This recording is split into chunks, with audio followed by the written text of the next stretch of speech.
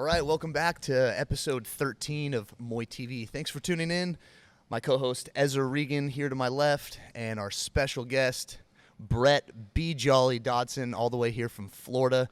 Bret, thanks so much for coming, man. We're really happy to have you here in Rockland, California, and here at our gym. I'm really happy to be here. Honestly, huge honor to be on MuayTV podcast.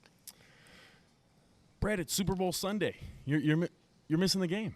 That, matter of fact, I am. Yeah, I don't even watch much sports, football and all that. I mean, unless a Bjolly athlete's on it, like the Seahawks, the Cardinals, other teams like that. But other than that, I just I don't watch a lot of it. Yeah. You not a big fan? I used to be growing up, you know what I mean? But I just get I'm hustling. Or I'm with my daughter, or we're adventuring, so I don't have that time to just sit down, or, I could find something better to do, I guess. You have professional football players that use Bjolly? Yeah, there's a lot behind the scenes I don't talk about. Wow, that is cool. Yeah. Yeah, it's I fun. mean, that's well, we want to get into some other things, but let's put that in the back pocket. And Jolly. I'd love to know a little more about that. But we were watching it. It looks like the Eagles have it sewn up. And, cool. Man, even if you're not a football fan, the Super Bowl is special. Yeah. Even if you didn't watch a game all day, today's a day people tune in. And, I even went out to breakfast with my family at Brookfields this morning, and I had some old man come by and be like, "Who's going to win the game?" He just grabbed me like he knew me. That's I was awesome. wearing a cardigan, so I think they thought I was one of them. The Brookfields, cool. popular with the seniors. The seniors know. And I like Brookfields it. is the place to wear a cardigan for sure. But, yeah, who we going for? Eagles, Chiefs? I mean, it had to be Philadelphia. Eagles up 27 right now. Just Tw- 0. 27 to 0. 27 to 0. That's the current score. Oh man, As of that's about over. 6:10. In 27, PM. and then why don't the people like the Chiefs? It's not like we love the Eagles, but a lot of people wanted the Eagles to win. What is it with the Chiefs? Well, they've won it's been like the last two, but they've Ah. also won 4, 5, The Super Bowl, the last one. and Oh, they've wow. been winning since like 2019 or something like that. 17. So it's been a long stretch for those guys. It's kind of like the Patriots, kind of effect where you just want to see them lose. Sure, Yeah, they've people been are ready for dominant. someone new. Want to see the giant fall, or Which is for it that, or is it the Taylor Swift effect? Well, there's that too. She wore the red dress to the Grammys.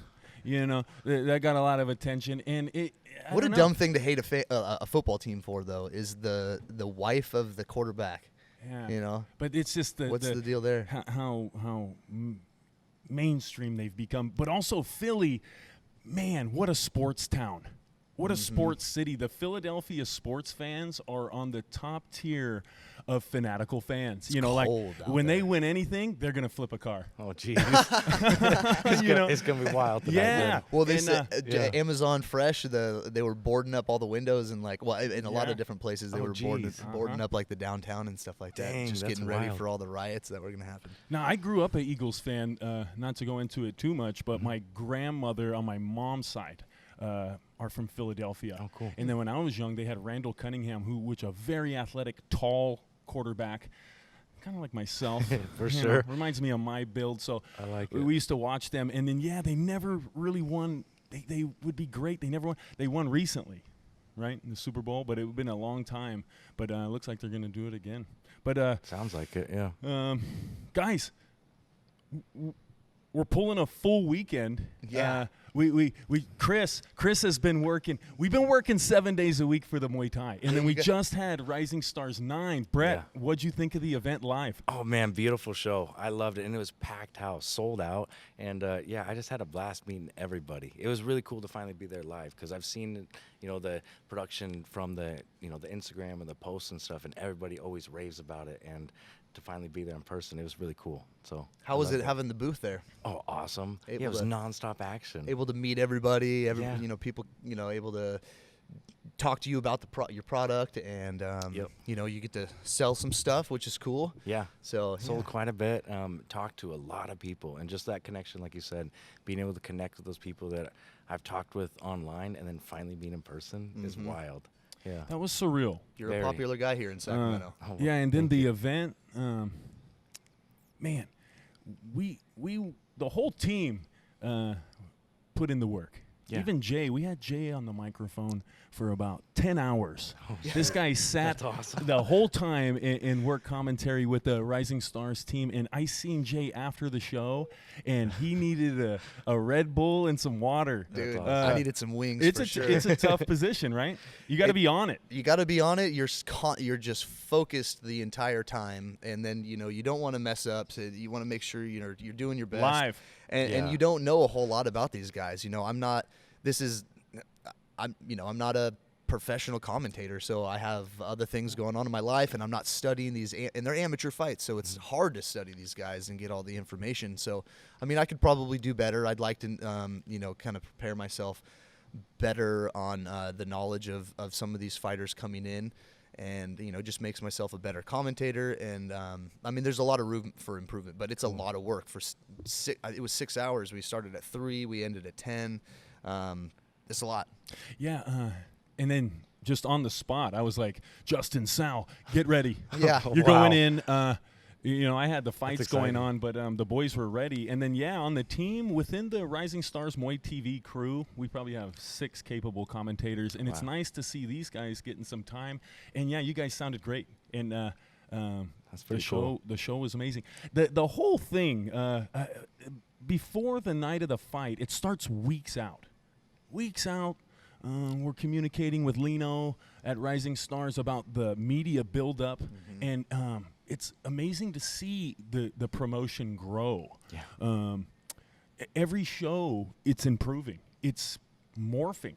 And all the videos, the Instagram content,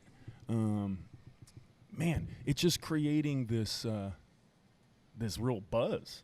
It's a whole package, really. Even, it's so even cool. the weigh-in. The weigh-in, we used to do it I love that. at Lino's gym at Main Event. And, the gym is great, but it's little. And you have all the people with the media in there, so it had to grow. And moving it to Track 7 was just a brilliant move, because now it's an event.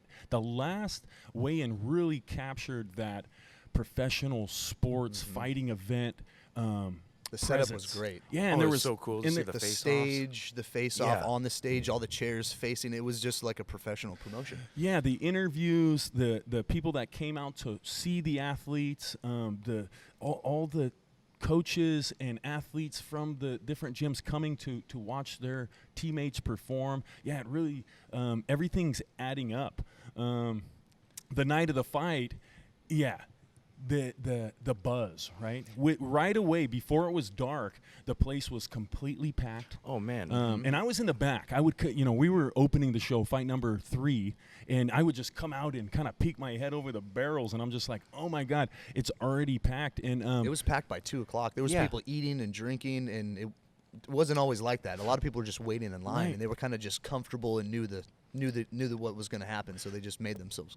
Yeah. But that's what I'm noticing is every show it's gotten more electric, and there's an atmosphere, when you go, and it's affecting the fighters. There's lots of Muay Thai is a exciting, energy-driven sport, but when the setting is right, when the stage is right, with that big crowd, it's like the Coliseum. And then you cool. get like a stadium effect, and the fighters are fighting at their very best at Rising Stars.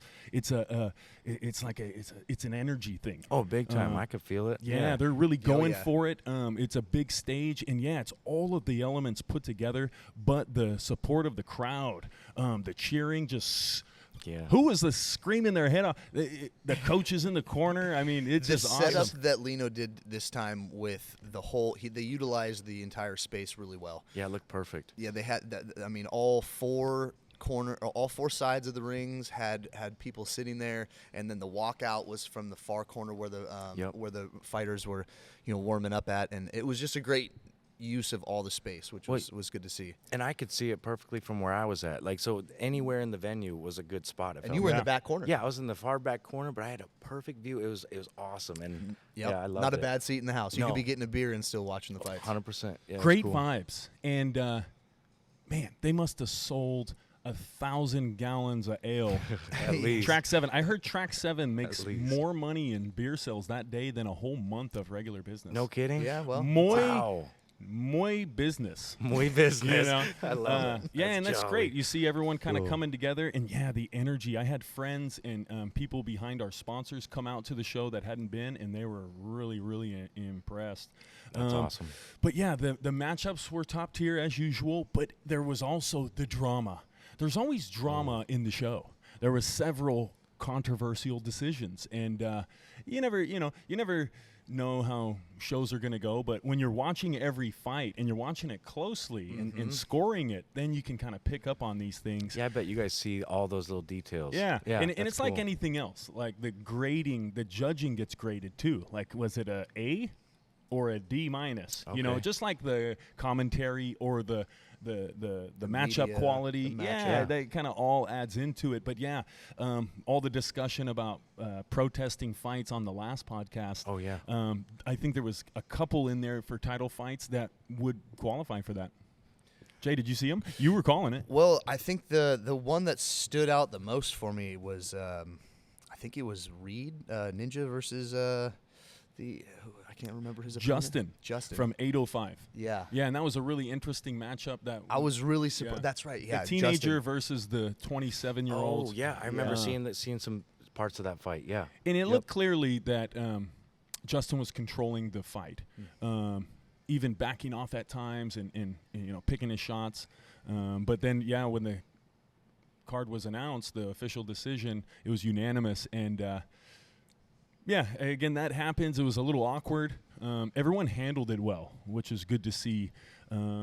Sometimes it can get ugly. Well, and- even and Ninja it- didn't look like he was emotional. He had his head down. He didn't, even himself wasn't showing in his posture that he thought he had won. And then with the unanimous decision, I was like, Yeah. whoa, that's But wild. the 805 guys, though, the coach Justin that lost the fight, these guys have had several decisions taken from them. Oh, gotcha. But the way they handled it, shout out to 805, great sportsman. Sure, I would have been red in the back and ready to riot. Especially in a title fight, but they handled it really well, and the whole Muay Thai community there, and that was one of the best things for me. Other than the fights, was I love seeing all my Muay Thai friends and Yeah. family. Even our rivals and the guys we're gonna fight. I'm big fans of these guys, and when we have an event, that's where we're all there. Yeah. in I love that. person. It's really fun. And Yeah. there's nothing like in person. Yeah, for sure. So Just like, yeah. Yeah, fight of the night. What do you think, Brett? Who did you think had the fight of the night? That's tough to say. Because, like, me, I didn't get a chance to literally watch a whole fight. My booth was so nonstop that anytime somebody come up, I'm talking with them, and then I'd look over and see, I'm like, oh, you see some crazy elbows and some crazy stuff. Yeah. But to say exactly what fighter, I'm not sure. Like, It was tough to say because you every weren't single able to pay attention to them all. not able to pay attention, but also each matchup, like you guys said earlier, they're on point. They're great matchups. So each fight was a banger. It was crazy. Everybody's throwing some wild elbows in some fights, and like you said, some blood spatter. Yeah, I Crazy had some fights. blood coming Yikes. down on me. Jeez. I thought it was sweat, and I think this was either It's like, nope, that's this was blood. either Juan Andrade's fight or it was it Guillermo versus Oh, that was a wild one. who did Guillermo fight? Damn, I can't remember. But or was that, Sitong-sized guy was bleeding bad. He had two cuts, one that was above, the one below. somebody had a cut on their left Yeah, eye he ended from up the with right Dara. elbow. Yeah, that was gnarly. Yes. Dara, yeah. and, that was bleeding for a couple rounds. Might have been that. Great Yeah. guy. I got to talk with him after and gifted him an unsent to be jolly to cover up his whole body really, but around the cuts and everything. Very but, nice. But Gabe got his lip split. And you saw him messing with it and touching it. Gabe, hope you're all good. But, yeah, that can be nasty. Right on the mouth there. Oh, yeah. Looks like he got caught with a kick, I think. And that guy's so tough. He barely blinked. But, yeah, he was bleeding. Yeah. Might have been him. Could have Wow. been. They pushed into the corner right where we sitting, Yeah. and I thought Front row. I thought it was sweat at first. I didn't really think about it until the end of the fight. Until the next fight was going on, I looked down at the man. paper to see who was fighting, and I'm like, oh my god, there's blood splatters all over the paper. Oh, and I'm jeez. like, oh god, that wasn't sweat on me, that was blood. What about you, Jay? I really liked Juan Andrade, man. That was he just really both of those guys.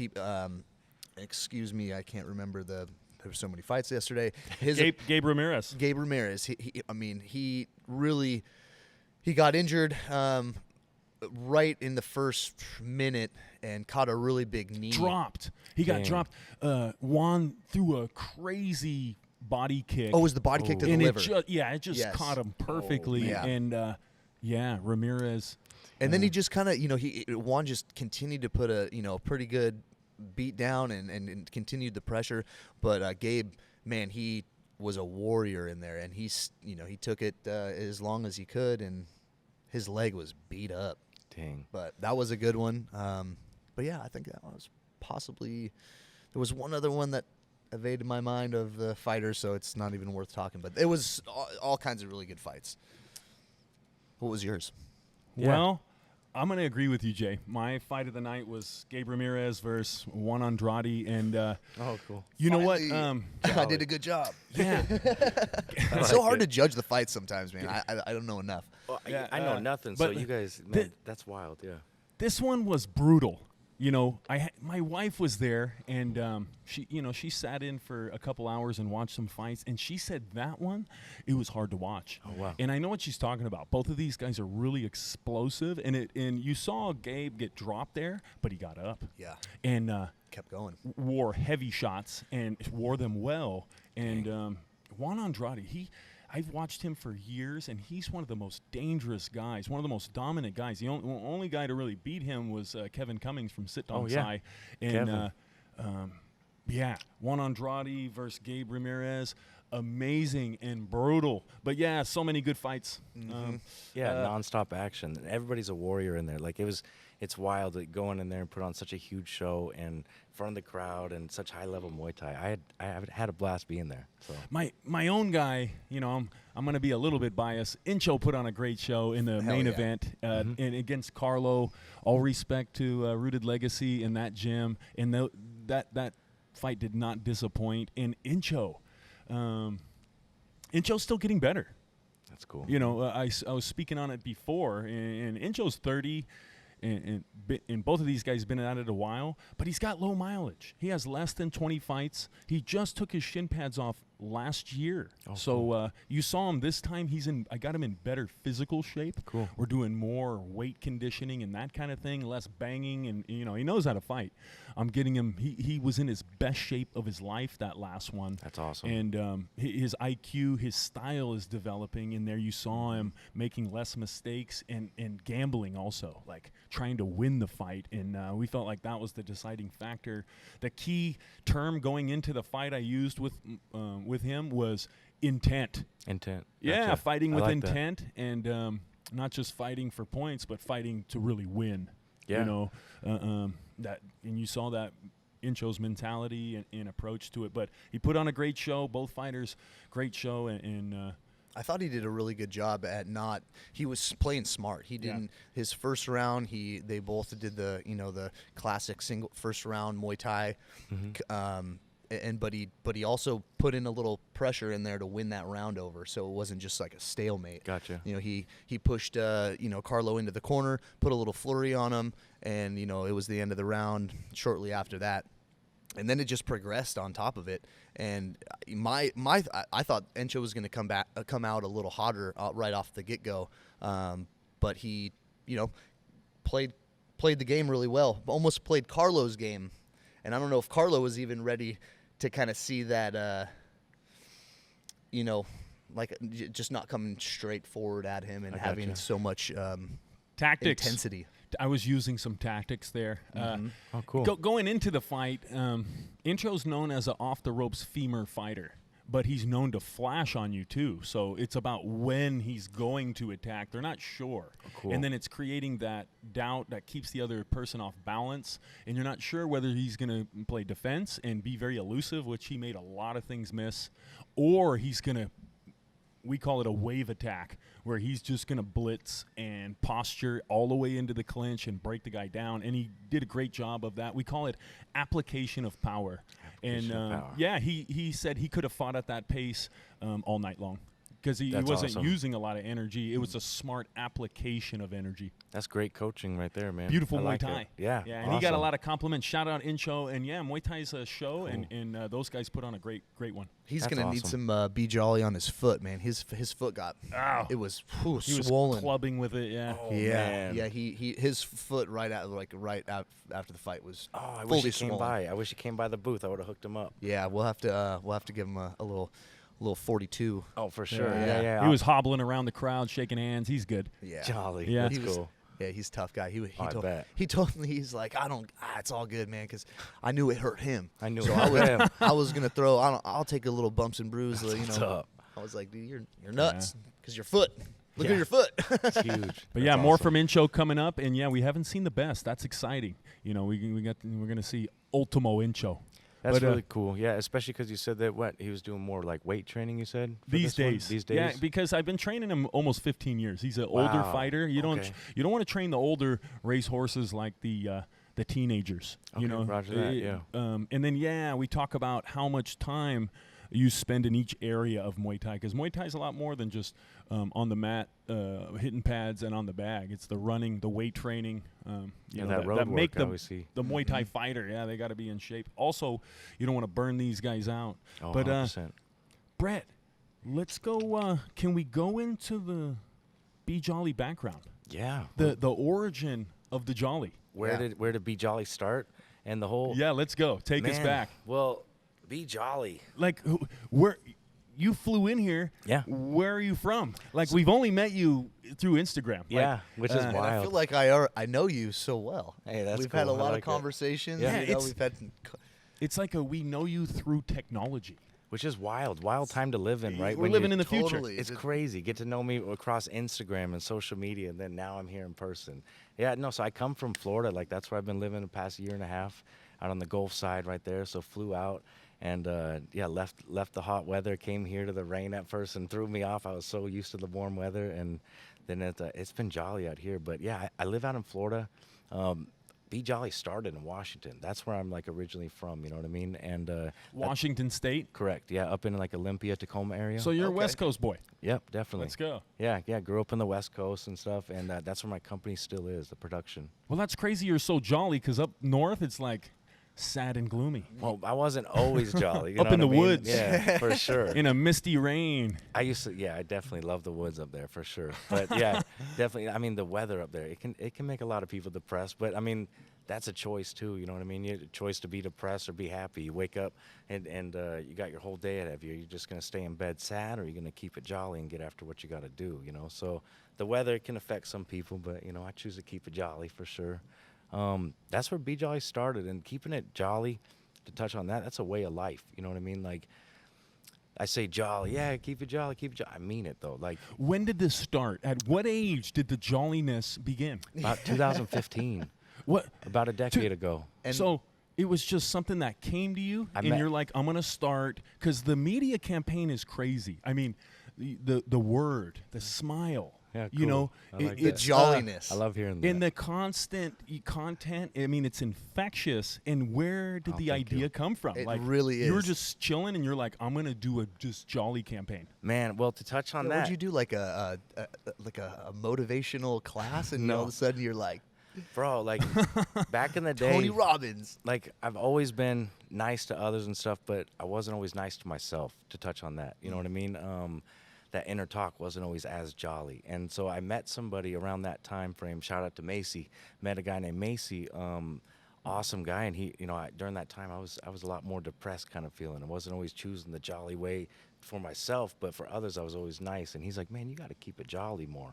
You know what I mean? I was like, what do you mean? You know, and then I started just adopting it, and it's literally my way of life. You know what I mean? That's why I say you got to wake up and choose to be jolly. And it's been my way of life for that. That's why it's so infectious and so ingrained in me and how I am, because that's how I choose to live, just keeping it jolly. So since 2015, started cultivating that way of life, and then I've been I was growing cannabis at the time. I've been a grower, you know, for over a decade, and I used to grow beautiful, beautiful plants. And 2/3 of that plant is the roots below ground, and just throw it away, most people, you know what I mean? So I'm looking into this, and it's like, we got to do something with these roots.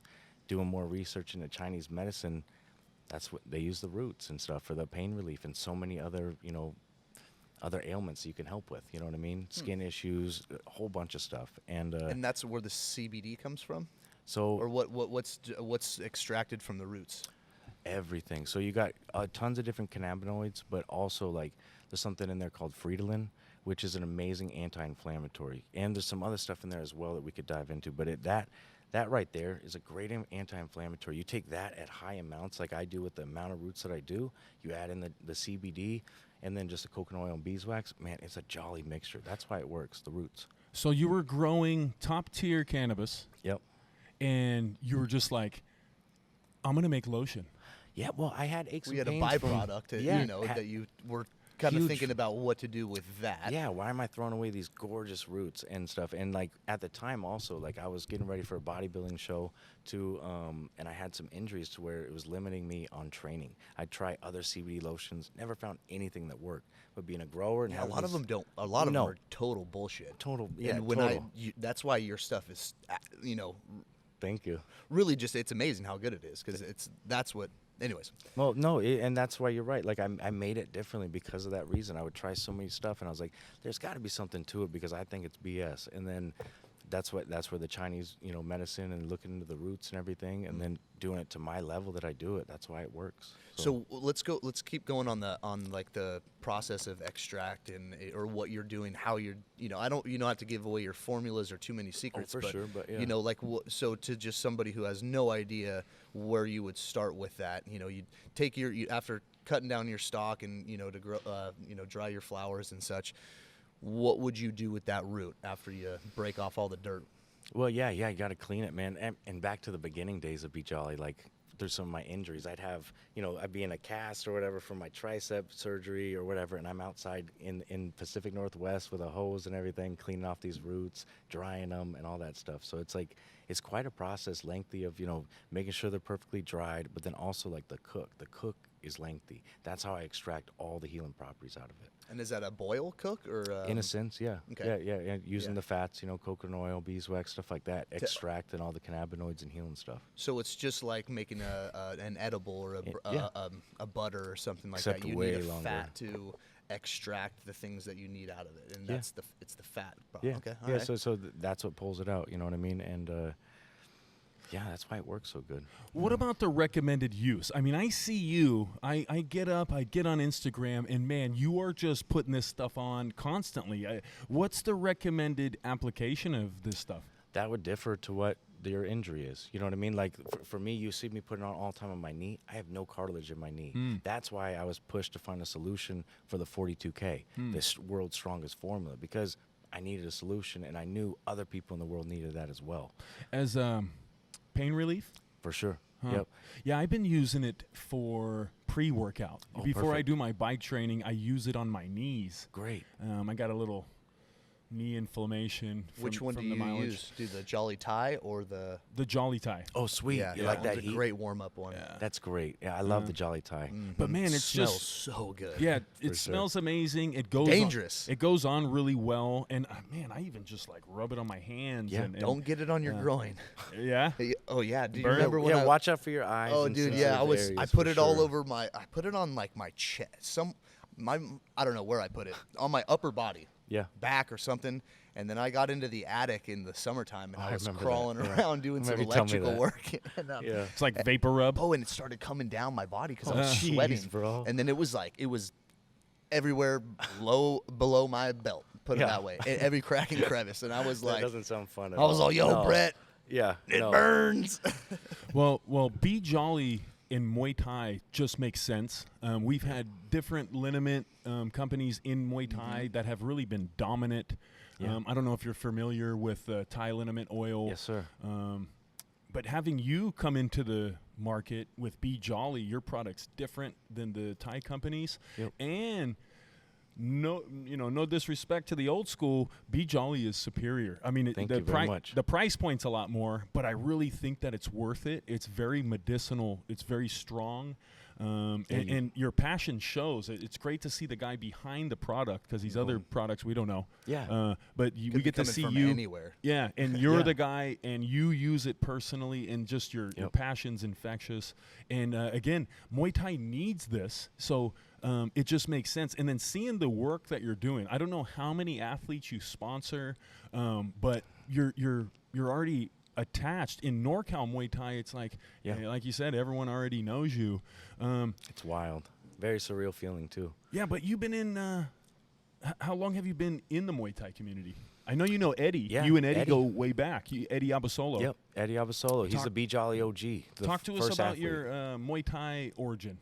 Yeah, so Eddie's the first athlete, and that's what got me into the Muay Thai scene. Like, because before it was just like bodybuilding or some older people, but never really found like the true niche of where like they needed it. And in the Muay Thai, it's a must, like you said. And so meeting Eddie, we clicked. Actually, he was gonna go do Bellator.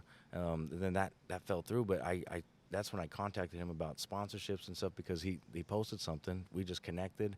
And then from there, the rest is history. We just have always, just organically always talk all the time. He's a Another great internet guy. connection. Correct. Yeah, everything. Yeah, pretty like that's how the majority of it all went. Funny times we live in, like we said earlier. But Great guy. Shout out Eddie Abasolo. Yeah, he's awesome. And Eddie's really one of the key main ambassadors in American Muay Thai. Yeah. And having him endorse your product is, worth $1 million. very grateful for sure. In Muay Thai Gold. Yeah, we had him on the podcast, and I think it was number 6 or. No, I think it was number 2. 2, I believe. Yeah. Whoa! Yeah. Wow, it was far back. Okay. Yep. Yeah. The I originals. watched that. Yeah, for sure. When we were just starting. Yeah. But I've known Eddie for a long Green. time. So when I reached That's out, cool. they're like, "Oh, Regan, we're gonna go on that." But yeah, Eddie always very supportive of other people making moves and doing things in Muay Thai. He was a big help for sure. Like, because like you said, that was my first little in the Muay Thai and stuff, and he just organically spread that around like crazy through his gym and telling everybody about it, and people seeing him use it, and that's what kind of started with the Muay Thai, kind of spreading it out, especially in California. So Okay. yeah. So I want to go back onto the. So once we're done soaking the roots, and You're trying to get my I'm- recipe. Yeah, bro. exactly. I'm Mr. Keebler. I ain't I'm gonna the- give it up, bro. No, Jay's stop gonna me. open his own. Oh, I Stop know. me when rub. you. I'm fascinated when I can get onto a podcast and kind of like learn something about like Well, the actual, the whole process, Yeah. especially because there's a lot of people here that are, big fans. They Mm-hmm. use your product, and if you are anything like me and like to cook or get really into, how things are done in the process that you're working it. Yeah. So well, do you add the not fragrance, but the essential and oils? stuff. So Which awesome that you don't use fragrance. That's yeah. really nice. No, yeah, I'm very, like Be Jolly's high quality. You know what I mean? Through every single step of the process, a lot of love and jolly vibes through every single part. A lot of care put into it.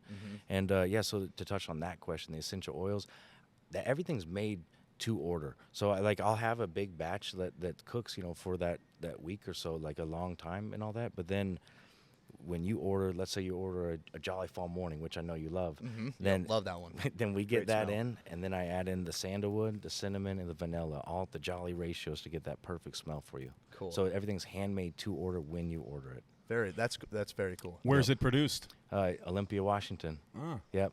And it was produced by me for the first 4 years, really. And then, when I moved out to Florida, I was going to try to figure out over there and stuff, but then looking into all the laws, it was much easier just to keep it in Washington, keep it rolling, keep it rocking, and go. It was already doing great. And then, so he's like a brother to me. My friend Aaron, he runs it as he does all the production. So I taught him all how to do it over FaceTime from over in Florida. Okay. And so it took a lot of trial and error, but we figured it out, and we're rocking. So everything you're getting is from him, and he's a veteran as well. So Nice. still How many veteran. renditions have you guys gone through, like formula-wise, to get to where you're at now? Like for me and to where I perfected it? Yeah, Oh, yeah. man, Has it just took been? years to get it before anybody saw it? Like about a year and a half for sure before I started like even selling. And then 2 weeks after I started selling, I tore my tricep off of the elbow, broke my right shoulder in half. Was tore that the where all labrums. the blue? Yeah, You bro. had that huge bruise Yeah. all over you. Yeah, It was wild. I mean, the consistency on it is great. Thank you. You'll get, I've tried different salves and creams and such, and the creams you'll go through too fast, and this one it's firm enough, and you only need a nice it's almost like what's that yellow capped Oh, Carmex? Carmex, so it That's has that jolly real cool. nice. It's like a real perfected thickness on there. Thank you. And then I worked hard the on that stick, consistency. yeah, it shows. But the stick is really great. You love that. You commented about that before of how it spreads so nicely that it really like makes a product last a lot longer. Totally. That's a great point. So and thank you. It's just like a stick of deodorant. It doesn't. You don't put one stick like a one swipe, and it's Yeah, like and a you're all quarter good. of the whole thing. Yep, for sure. You can rub that thing in there, Yep. and it's a nice solid. It's like wax. Yeah, There is Or deodorant. a lot more beeswax in it to get it the more solidified. Got you it. it feel. does when it hits your hair. For yeah, sure. You I know. can feel that it's got more less coconut oil, more beeswax. Yep, definitely. But man, Yeah, good that's stuff, awesome. dude. My girlfriend, she's a massage therapist. She cool. loves it. I've taken it over to Active Body Works, and this guy Willie, he knows it from Main Event as well. Oh, cool. But That's awesome. He's it's needless to say, don't even need to say, it's very popular here in Sacramento. I love it. But Bret, let's talk about the Be Jolly media campaign. One of the main things you're known for is daily jolly posts. That's awesome. First thing in the morning, it's Bret, have a jolly day. Motivational. Yeah. And can you speak a little bit on your content creation and your approach? Yeah, I mean, consistency. I like to get out there, and I've been doing this now for 5 years and just messaging the world every day, sending out DMs to new people, trying to spread it around. But those videos, start the day off right. Start the day off jolly. Send out that nice message to you when you open up your phone. I'm talking to you and telling, hey man, have a good day. Keep it jolly today. Go after your stuff, what your goals, and keep it jolly. So you're working on that stuff all the time. Do Like- you try to get content out every day? Yeah, I try to, and I just be the content. Is Just it more of document a- what I'm doing. It doesn't seem like it's something that you're forcing. Yeah. It seems like you're more of just like you're just documenting, but it's also a message that's Yeah. it is reaching people. I'm just being myself and just jumping on there, saying what's up, and wanting to make sure you're having a good day. And by doing that, making sure you're having a good day, I have a good day. And I'm like, all right, cool, I got that done. Now what I'm, and then I'm going about the day working on something else and something else exciting. So I give a little video about that, or but just document. That's the easiest way to do it. Acts of kindness. Yeah. It's so interesting the generation we're living in with technology, social media platforms, and the new mediums, and reels, and the hard posts, the soft posts on your story, tweets, and even into long format. Yeah, that's cool. Which is, we kind of do everything. We do everything from meme to live broadcast. The podcast isn't live, but when we do Rising Stars, that broadcast is live. And it's interesting, and it's a lot of fun creating content in all those different mediums. Big time. And I wanted to talk about the podcast, because the podcast has become so popular, and a lot of people are watching podcasts. What makes something a podcast? You see our format. You see other podcasts. We've been seeing more interviews. Yeah. It's not really a podcast. It's more of an interview with a interviewer, and then you. Yeah. The approach we take, taking the time to have you here in person. I love it. Also not just interviewing you, but it's an open conversation. We're not here to just interrogate you. We want to have input and make a full circle conversation. And I think we execute that well on MuayTV. But there's nothing like being in person with someone. Even I though agree. there's technology involved, the podcast format is so attractive and so old and natural. This is how we've been communicating forever. Forever. It, Talking in it wouldn't person. be the same if we tried to Skype this. And Yes. I wouldn't be able to. I wouldn't be able to do it. Yeah, like gotta- I'm bad on Zoom meetings and stuff. It's like not that. the I could same. barely hear. I'm like, huh? What'd you say? Like it would have And been it- so weird. a 2-hour plus podcast. No. Is hard to do on Zoom, but when you're here, in person, there's so much personal. You get to show who you are, Yeah. and you're not, sitting behind like a little square. Yeah, and we get it's to weird, see for how you sure. react to things. It's just great. Long form conversations are really nice because you Yeah. learn a lot about somebody. Well, long form is like really cool, and that's something I've been really wanting to get into more. It's going back to content strategies and stuff. Long form is where people get to know you too. Like, yeah, you get to know me for sure. My videos are very personable. I'm just being me, and so you guys all know me pretty well and stuff. But that long form like this is really special. So that's why I'm really happy to be here. Well, it's the digestibility, isn't it?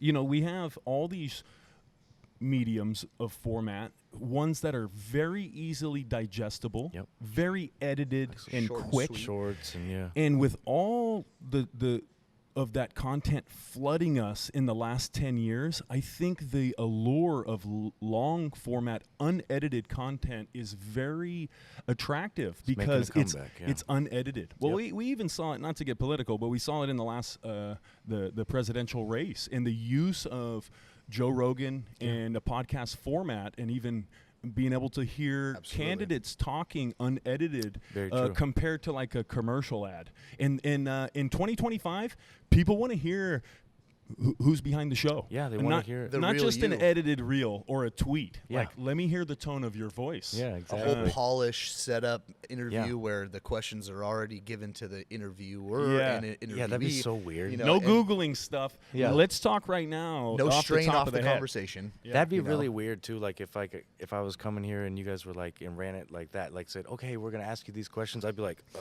It would okay. come off really weird. And I'd be like, oh well, yeah, or yeah, exactly. It would not be cool. And Yeah. so I love how you guys do this, and that's why I've been a fan watching it for a while. And then when you guys asked me, I jumped on it, and it worked out perfectly with Rising Stars, Muay Thai 9. Totally. Yeah. Awesome. It's a great time to be here. You got to see a lot of fun stuff and Oh, see what it's so cool. Sacramento's all about, and you meet Yeah. all the people that you sponsor. And A lot of people Yeah. out here. It was wild, man.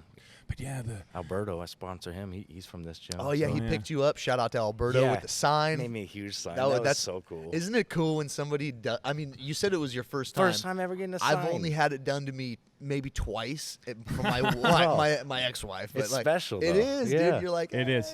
"Hey." And when I used to work for the UFC, that was one of the things. Oh yeah. Dana White in the UFC would send a driver, and at the airport they cool. would have a sign UFC with your name on it, The waiting guy's there with wearing the a limo. tux and Yeah, stuff. That's and you're cool. just like, Yep, that's for me. People. Yep. that's my Jolly. ride. Yeah. yeah. Right here, on my way. People are like, "Who's this guy?" But, Jolly. Yeah, But that'd yeah, be fun. it seems like everyone's getting into the podcast game. You could even go to Costco, and at Costco they got a little podcast set up.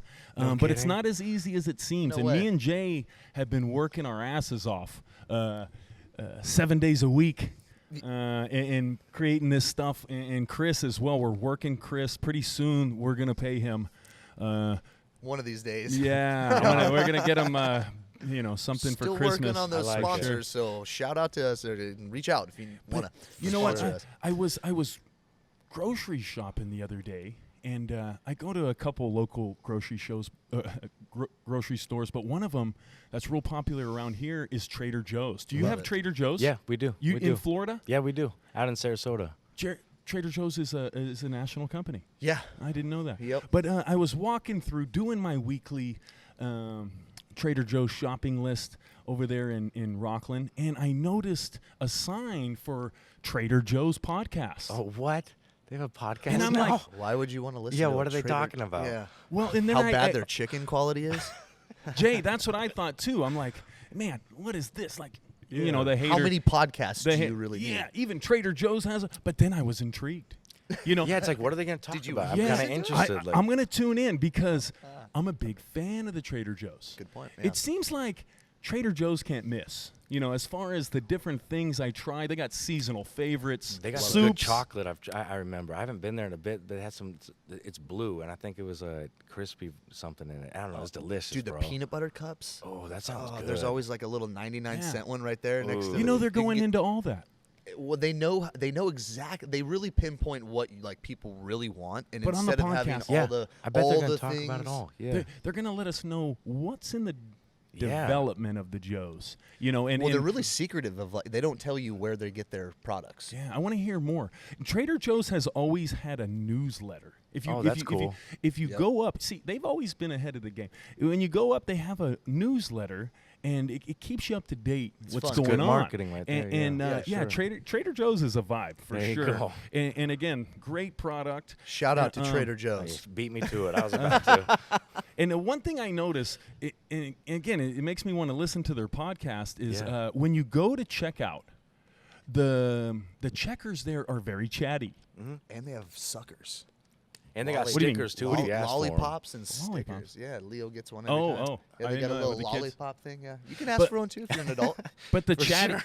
but the There you go. chattiness, like when you check out and they'll be like, Starbucks used to do it a lot. They kind of reeled it in a little bit, but they'll be like, "So what are you doing this weekend?" Yeah, I like that stuff. That's how I was as a checker when I was a kid, man. I always loved to have conversations Really? with them. Yeah, It's I an did that interesting at thing. Safeway. Yeah, It's an interesting thing because do they really want to know?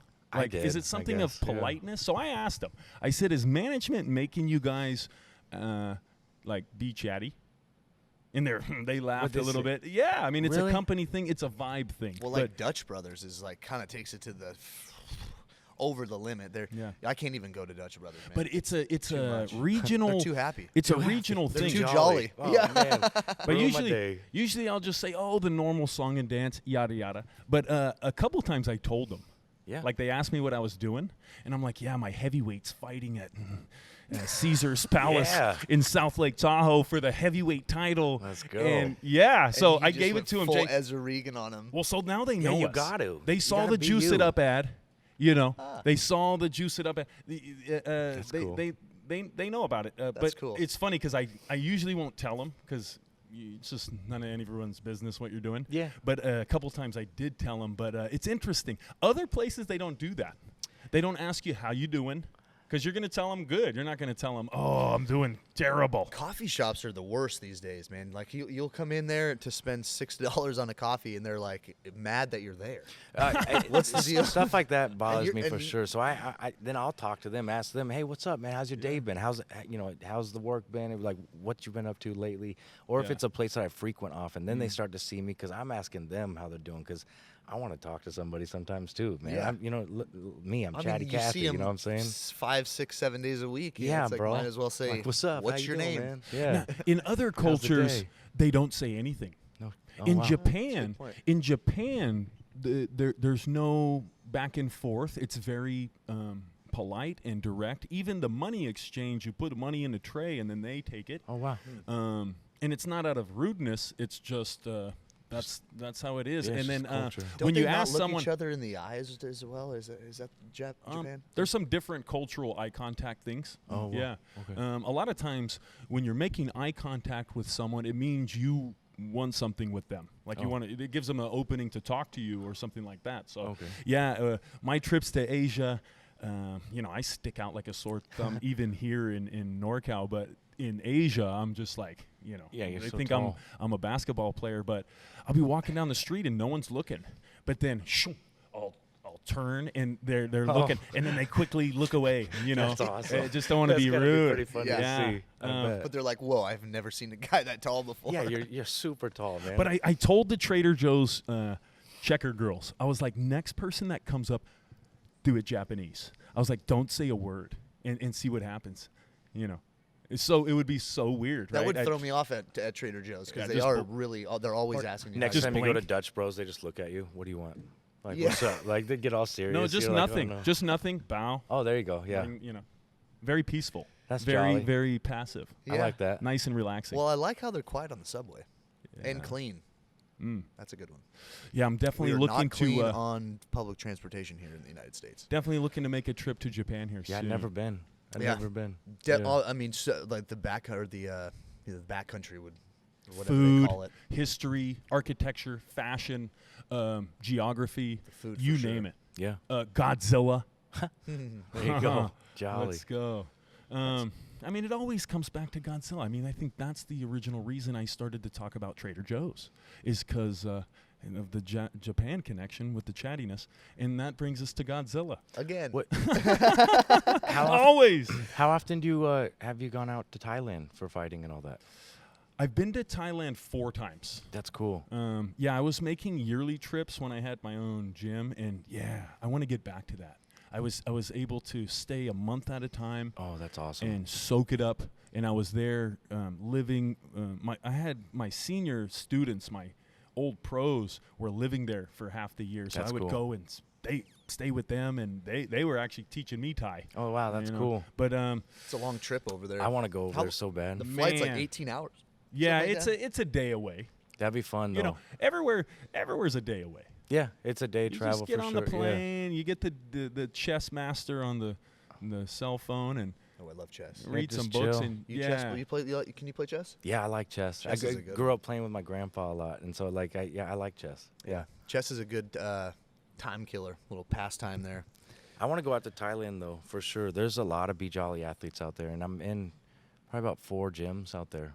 Yeah. yeah. How did you? So you got to do that. Yeah, I really want to go out there and meet everybody. Maybe So when that's we really send the cool. crew, we're gonna start doing some trips out there. Oh, cool. You can go with the That'd be awesome. UFC Rockland crew or the NorCal team. That'd be Mhm. cool. Yeah. That'd be cool to tag along and hang out with you guys. That'd be jolly. Yeah, I'd like to start going. When you go with someone that's been there and understands the culture, you'll see more. Yeah, big time. And Thailand has that many layers that you could go there You a can get bunch of lost. times and just not see it. Wow. Not understand what's going on. There's a lot of stuff kind of lost in translation. That's but, pretty cool then, yeah. Back to the content in the media. What kind of stuff are you into? Like, what kind of content are you watching? Business. Alex Hormozy. I watch a lot of him. Always listen to him. Is that on YouTube? Both, yeah. YouTube, Spotify, What's it- Instagram though, but business. A business and Yeah. Okay. I Like listen- how to run your business or Yeah. finances and Yeah, just taxes everything. and all that kind of Marketing, just how to do your business, stuff like that. Gary V. I watch a lot of business stuff. Like, so I'm trying to grow my business. You know, I got an opportunity here and I want to help the world. So I really focused, and that's what helps keep my content and my consistency. I'm in the game. I'm focused. You know what I mean? Locked in on my goals. So I watch a lot of content about how I can make Be Jolly better for everybody. You know. what's the future look like for Be Jolly? What's some of the goals you have for 2025? Goals for 2025. I'm not sure off the top of my head for a specific goal. I just Are you trying to grow There's always- in production or are you kind of Yeah, like where okay, you're okay, at so now? that- Maybe new. I noticed you have those nice stainless steel tanks. They look like the little Berkeys, bro. and you pour out of Yeah. those. And I know that stuff's not So- cheap. Stainless steel is expensive. Yeah, no, and I'm about to purchase some bigger ones now too. We're getting pretty maxed out on our production of being able to keep up with all the orders at a timely manner that I like to get it out at. Because I built Be Jolly up, to get the shipping out fast like Amazon. You know what I mean? And high quality, and it's a present when you open it. It's a gift. It looks really nice when you open it. Well, your order's a gift to me. Yeah, the you know? black tissue paper. Yeah. The thank you card. It's like a present. You open it up. It's yeah, cool. You It's a can whole smell it when experience. you get it out of the mailbox. You're like, I know what this Oh, is. That's jolly. That's Yeah. cool. Well, that's good to hear. Yeah. Because, man, it's always tough to start something, a business, and it's not growing. Have you seen? For sure. To hear the growth, cheers to growth. And started during COVID, 2020 September timeframe of actually getting it out there, and that's when I tore my tricep off. And so it was fun. It was really blessed to have the injury, especially the tricep and all that, have that opportunity to put Be Jolly to the test. You know what I mean? Without that, I just would have been like, oh, cool. I never would have produced anything more than the base formulas that they were. Like, it was working great for soreness from working out, little stuff like that. But that's the most that I had to test it on. Then I tore my tricep. That's all I use for pain relief. That's it. So Man, I'm always watching different types of content. Yeah, what do you watch? Seeing what's out there. Also, the algorithm is feeding me, But lately, I've been watching how to survive in sub-zero temperatures overnight in your car. jeez. Okay. Yeah, it's like And I it's go down those insane. rabbit holes too. It's insane because People these things car get camping and they get freezing cold. millions of views. Yeah. Dang. So it just tells you that there's a bunch of people that are living in their car and they're Yeah. buying a heated blanket from Walmart and putting it in their sleeping bag with several layers. I mean, it's just it takes Or you to they're a. just I'm in their just trying to warm bed imagine. like me watching these guys Yeah. struggle and I'm suffer. at home. Yeah, I'm Oh, at man. home watching these things, and I'm just like, man, that what would would suck. that be like? Yeah. Yeah. Yeah. The other one is these guys. They're up in Alaska, and it's how to survive overnight with zero shelter. Oh, that's cool. Oh yeah. There's Those are- been some stuff on Netflix that me and my daughter we've watched, like different survival stuff. Like we'll get into stuff like that. Yeah. Like so, I guess onto that content. If I'm hanging out, like it's towards the end of the night, hanging out with my daughter, we'll probably watch some stuff like that. Survival stuff's cool. That's Man. an interesting one because people don't necessarily who watch that. I'd probably wager whatever the percentage is, are not ever going to do anything like that. So Yeah. the fascination with watching somebody else do something that you would never do, and always watching a whole Netflix TV show of Naked in the Wild or whatever it may be, YouTube videos for 30 minutes long of somebody trying to whittle wet wood and start a fire. It's like you'll. I mean, I've fallen victim of it too. I've watched it for hours, and I'm like, fascinated by it, but I'd never do it. It's probably that what if I get stuck out in the woods, what am I gonna do? Maybe if I watch this, I'll get a little insight. I don't know. I guess. I mean, you'd probably not be prepared for that Well, good situation point. anyways. You wouldn't have any of the things that guy has. For sure, you know. 100%. This one that I watch, Modern Rural Civilian, on I haven't seen that. Instagram. He's got a real cool channel. I think he has a YouTube channel as well. But he lives out in somewhere like it's freezing cold right now, so it's probably somewhere up north. But he's got this really cool series of videos where he's remade this pump, and I can't remember what type of pump it is, but off the top of my head. But without electricity, it sends water up. Like 500 feet up a hill. Dang. And so this is where he pumps his water from his fresh water up to this area, and then it's a spring.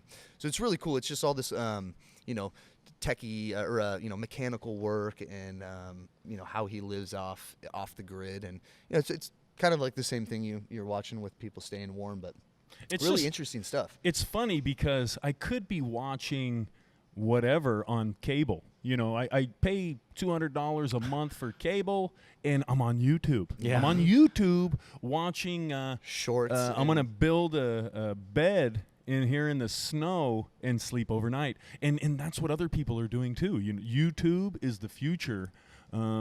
Chris, shout out on the Crispy broadcast yesterday for Rising Stars, and that's on. We're streaming that on YouTube, and that's where I'm watching my TV. I don't really. That's cool. I'm not tuning into the regular TV too much. There's too much to learn. It seems like the Yes. YouTube content. It's like a there's- dictionary. There's so many layers and stuff. Yeah, I love like to learn. I never plan on living in my car, Yeah. but it's just it takes you somewhere else, and Well, that's why I it's like enjoyable. to bring out the details and what you're doing on your product and stuff. I 'cause love that you asked. I It's will fun. watch hours of videos on somebody cooking ribs Oh, see. just to find out what the color looks like or what this one thing that he did. Okay, that's what like moisture level here, blah blah blah, whatever.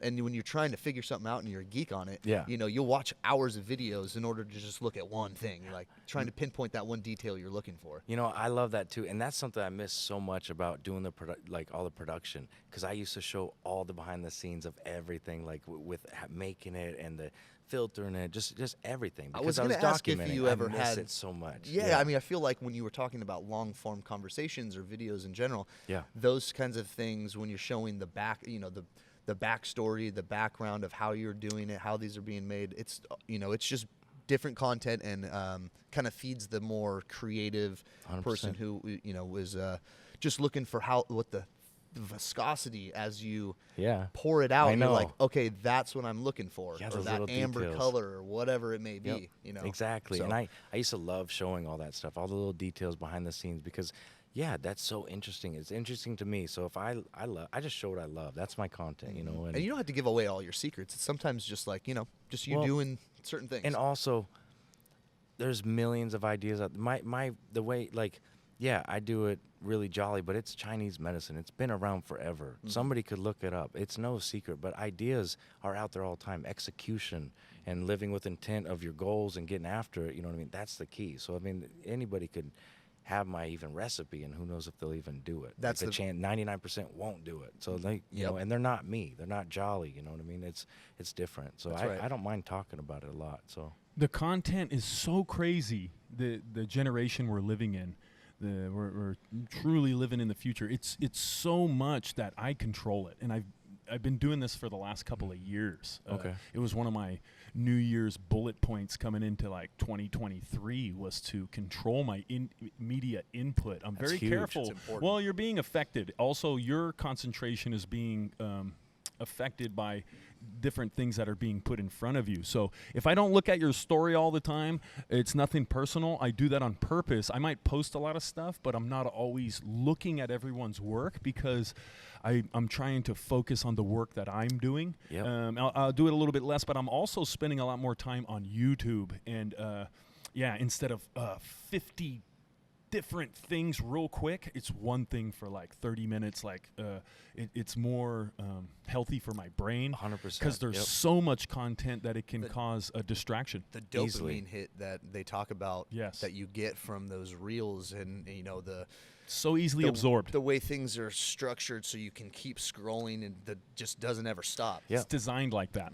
Yep, and that's right. Yeah, I'm the same way. I try to control my input like that, and like that's huge because you are like what you digest, what you take in, everything. That's gonna be who you are. And like I don't consume the like Instagram as much. I'm on there.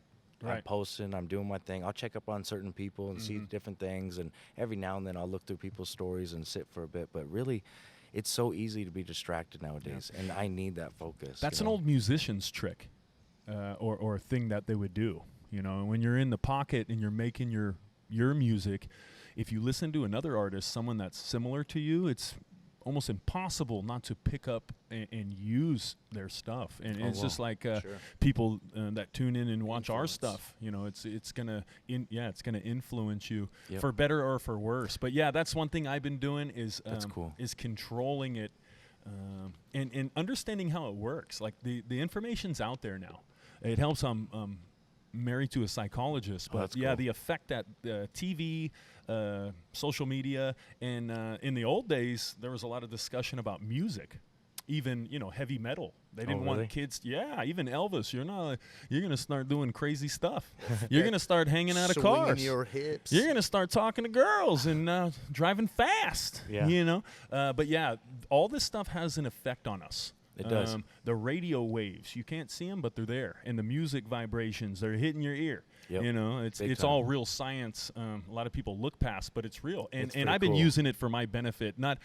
Is the content you're absorbing developing growth and Yes. making you smarter, or is it filling your mind with trash? and developing a shorter attention span? The long format, you have to stay there and Yeah. listen, and it's a more Consume. developed conversation with multiple sides to it. Yep. It's making you smarter. Well, you're taking in. 100%, yeah. You're able to make a. By listening to everyone's point of view, you can make a conscient judgment call on what you agree with or don't. I mean, obviously, Let's argue. people can talk out their ass and blow smoke and say sound like they know what they're talking about. Yeah. But No fronting on here. no. And let's argue and let's talk. It's great not having to like text and then wait and then let someone formulate. No, Real this is the conversation. real. Yeah, and an argument and conversation is good. It's a good thing, and it's a healthy thing to be able to discuss something amongst your peers and even have a argument, disagreement. You don't have to keep it agree with jolly, everything. And me and Jay are still boys. Yep, You know? exactly. That's Yeah. how it's supposed to be.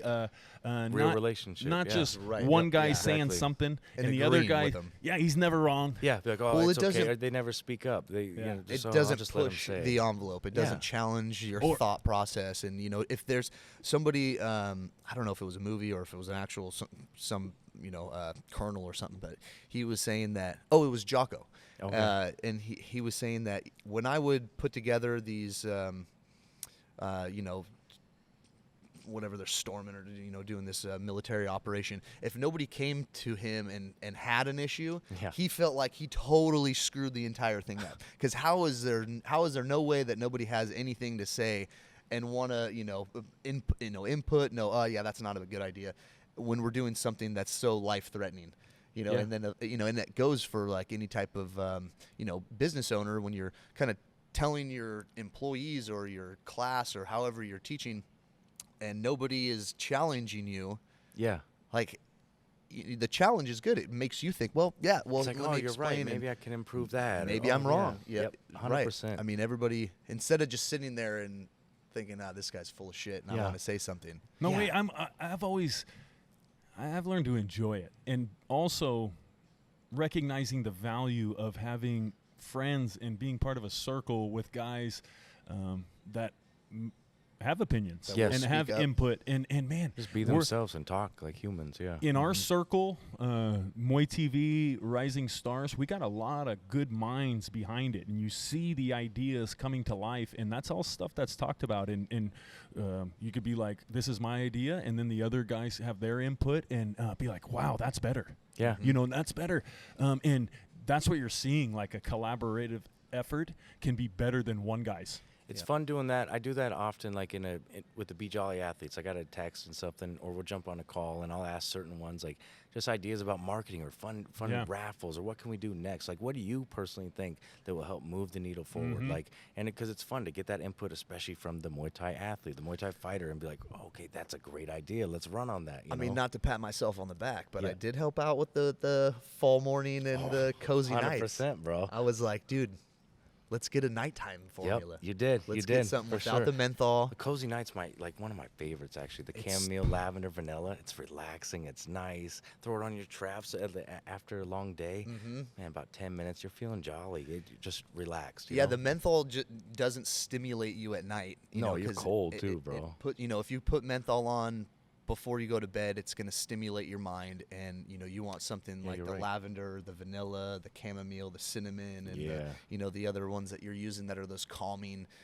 effects from the essential oils. And for sure, man, I really like the cozy nights too. Is it called the Jolly Nights now? No, I'm gonna change it eventually because I'm redoing all my different combos. I like the Jolly Nights. It sounds a lot better, right? It does, yeah. Jolly. I mean, Cozy Nights is great too. I told you about that. I didn't tell many people. I'm changing them up, but yeah, I'm going through everything, making fun combinations, and making it all all jolly. It's a full experience. You know what I mean? Yeah. Well, I mean, it's there. I use it as deodorant. That's so cool.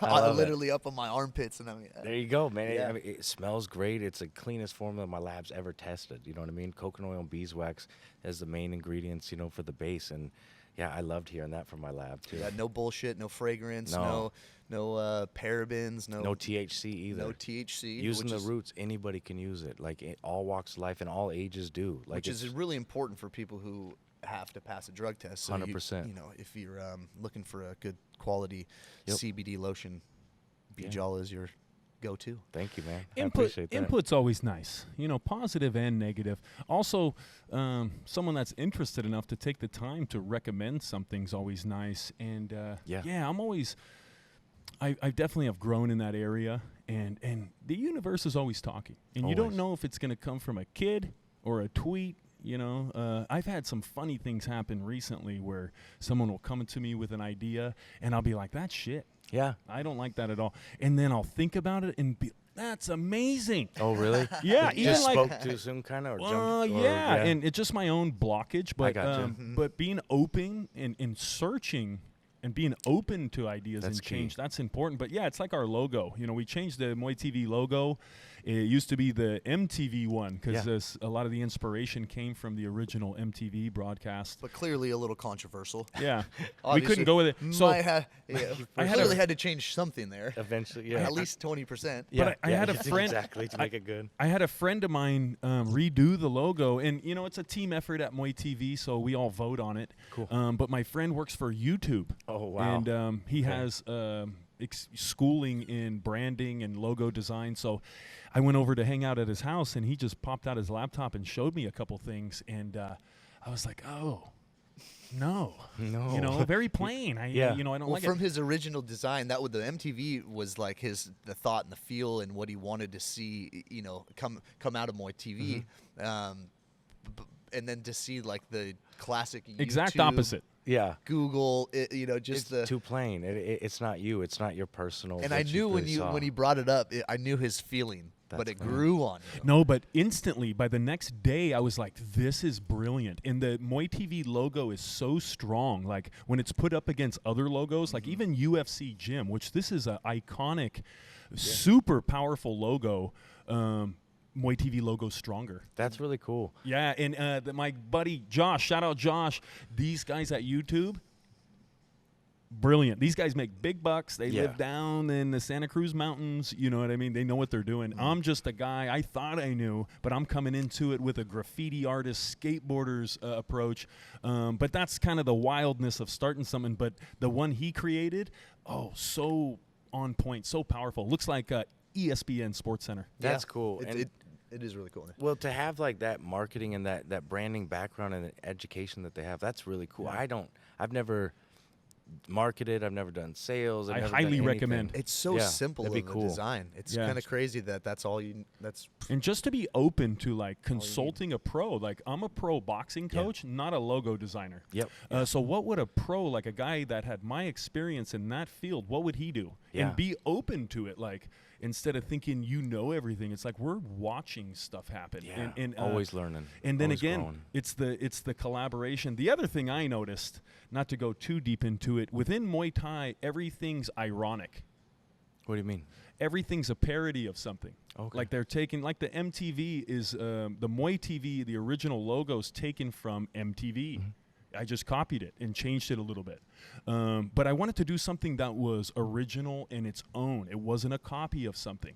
And that's very strong. That's another reason that logo is so strong. It's not a copy of anything. It's itself. That's good. And Muay Thai is not a unique. copy of anything either. Like you see it. We've developed it, but the format, it's its own thing. That's cool. Yeah, super cool. I like it. so. Brett, let's. What other passion hobbies do you have besides? You said you weightlift. I see you kicking the bag a bit. Yeah, I've Do been you do having some fun Muay with Thai? that. I mean, I've never learned from anybody in person, you know what I mean? But just from like Eddie, my athletes and stuff, Cy, Wig, I'll send videos to them, and they'll send some videos back or critique and be like, okay, cool, I'll try that now. And they'll, like, I just saw Eddie the other day, and I was watching him teach for a while, and then in between he'd tell people what to do, then he'd come over here, and I'd be like, oh, can you show me that too? And so working on different footwork and different, like the triangle thing he taught me, and different ways of entry and stuff, and like. Did you go to the Resistance and Oh, train yeah. over there? Well, I Or- didn't train. or I hung just, out I a just little hung bit. out, and we had a great time talking about life in between stuff, showing me stuff. But no, I've never formally like learned. So just like that, I have a blast though. And like growing up, I Really? always, I seen you crack in the bag and blast, and this guy kicks like Joe Rogan. You don't. He's got some big old nobody's legs. ever shown me in Man. person. Yeah, like Why not? I don't know. They like got gyms in Florida. they do. I've been up to Tampa Muay Thai. Yeah, shout out to them. Fucking, I've dropped off some B Jolly to them before. But no, I mean that's still an hour and a half away, and with my yeah. schedule and the schooling after, it's not feasible. But eventually, for sure. But I just love from my athletes. I've grew up wrestling, and then being so short and stuff. My dad, I would see my dad work out, my stepdad, and he's like, yeah, you got to try this stuff so I can start getting a little bigger, because I was so short, and I fell in love with wrestling. I mean, fell in love with weightlifting after that. So wrestling and lifting, and then that's about it. You're not that short because we have the regular stool for you. Perfect. Good. When we had Vince Murdoch, he wanted the high. We had to get him the high chair. Oh, that's good to know. And, Cool. I like he it. was You're probably not the concerned. shortest one on the podcast. He didn't want to look like a child, That's sitting awesome. at the atoll table. Cool. I'm glad I fit in with you guys. That's jolly. My feet might be dangling, it's swinging, but it's jolly. What's Yeah. it like living down in Florida? It's fun, man. I'm 25 minutes from the beach. My brother Mel, he's a great friend of mine. He moved me out there for an opportunity, and I love it out there. it's a lot of fun. So yeah, 25 minutes from the beach. Me and my daughter are always there. That's cool. Yeah, it's blue really water cool. over there where you're Oh, at. Yeah, it's gorgeous. Oh, nice. Yeah, right on the Gulf side. Lots of sharks. Is Lots of sharks. I've Wicked- seen a wicked lot sharks of crazy there. stuff, man. Wicked sharks. Tons of sharks just hanging out. Oh yeah, the tiger sharks. They come up quick, man. You got to watch out for them. I don't want to fight a Beautiful shark. I'm good. and deadly waters. 100%. Yeah, that's- sketchy. I know Florida's they got a couple gets of wild. craziness. I mean, alligators or crocodiles. Hey, we got them both. Saltwater Both. crocs as well. Big you know what I old mean? snakes. Damn. Oh, and you see big those things just snakes, like bro. on the like walking Yeah. on somebody's all front the, lawn, all right? the time. I see them, in the neighborhoods and stuff. That's and different. crazy. There's a cool state park nearby that is just, it's so full. Like we were talking about earlier with Wiggs and telling him about it, and it's like me and my daughter saw an alligator swimming through, or whatever, an alligator swimming through the water, and he looked at least like 15 feet. And the wake he was producing was he was effortlessly moving, and it was so fast. Don't get in that water. We were Man. like, nah, let's keep walking. Man. That's not a good spot. Have you ever heard or have you ever seen the alligators do their like mating growl? No. Where they're like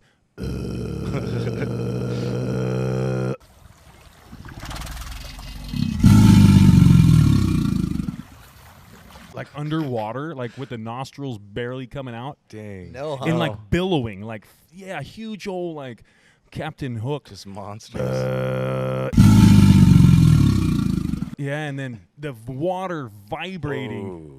It's awesome. I've You had never it- seen this? No, Oh, we gotta find it. I've had Chris, alligators. Chris, too. let's tag that in. Bring it up. Jolly. Yeah, That's cool. alligator mating growl. It's like Nosferatu. Hey, who Oh, won the man. Super Bowl? Is it over? Yeah, 40 to 20. Whoa. Eagles. 40 to dang. 20. 40 to 20. It was like 40 to 6. Yo. Oh wow. They just did a Hail Mary Well. touchdown and got it up to 20. Jeez. Let's go Eagles. Congratulations, Yeah, Eagles congrats. fans. Stay safe out there, Philly. Yeah. Woo. Yeah. Don't burn my car. They burned them. Like, it was Yeah. so bad, they ran a whole touchdown, and everyone was, like, falling over. Like, nobody knew how to. Jeez. Oh my They gosh. were, like, defeated. Oh, Oh man. man. That's wild. Yeah. The Super Bowl. Yeah, congratulations. Very Philly. American thing. The Super Bowl is, huh? It's I mean, what else is more American than like Well- guns? The whole thing. I mean, going back Football. to it, the commercials. Yeah. The Or commercials. some people just watch for because they're gonna have a special Budweiser commercial. Usually they're good. Oh, yeah. Also, the Yeah, for sure. halftime is always a big pageantry and drama. And this year, who'd they have? Kendrick Lamar. Not like us. And Elon Musk spent like $40 million to get a point across. I'm not sure what it What? was, but yeah, I guess 40 million? Yeah, he spent like some He had an ad? or 40. I don't know, some crazy amount of money to Dang. like for his Doge. I don't know Oh. what the. Huh. Anyways, He probably kept his hands down by his side. yeah. No Yeah, sudden, yeah. no sudden No movements with waving. the arms. Yeah. Elon, no waving. That's funny. That's hilarious. Oh man, Just Yeah. smile. that's not our topic on the podcast though, so we won't dive deeper into any of that. Brett. Mm-hmm. So, what kind of car does B. Jolly drive? What kind of car do I Yeah, drive? Yeah. What kind of car you drive? Let me guess. What do you think? I feel like it's something pretty like Oh, standard great. Florida, like Cadillac. No, I'm that'd guessing be cool. I'm guessing Toyota Tacoma. That would have been cool. I grew up driving a Toyota pickup for sure. Come on. 86. I was brown. close. It was, Toyota Camry. It was beautiful. No, I drive a Volkswagen Jetta. So- What? Ah, Yeah. No way. little like you two. But not the the older ones looked like more like girly, like, you know what I mean? Weird. Oh. Like growing up in high school, I bubbly wasn't a ones. fan of them. I drive a 2014 red Volkswagen Rabbit. Oh, about the to- rabbits, The bro. ultimate girl car. Oh, there you go. I'm about There to you pick up go. a 5-speed VW too, a Dude, wagon. No way. Yeah, Oh, Amanda's wagons dad, are cool, bro. Amanda's dad got 2 of them. They're Yes. diesel. Okay. No They're way. diesel 5-speeds. That's cool. Though, One's a yeah. wagon, one's a Volkswagen. coupe. Yeah. So mine, I love mine, and it's hilarious because I like it's my my car, wife's too. old college car, Okay. and kinda- we that's bought a new cool. car. She drives, but I drive the little 5-speed, and it's like High speeds are fun. What's too. like 45 miles to the gallon?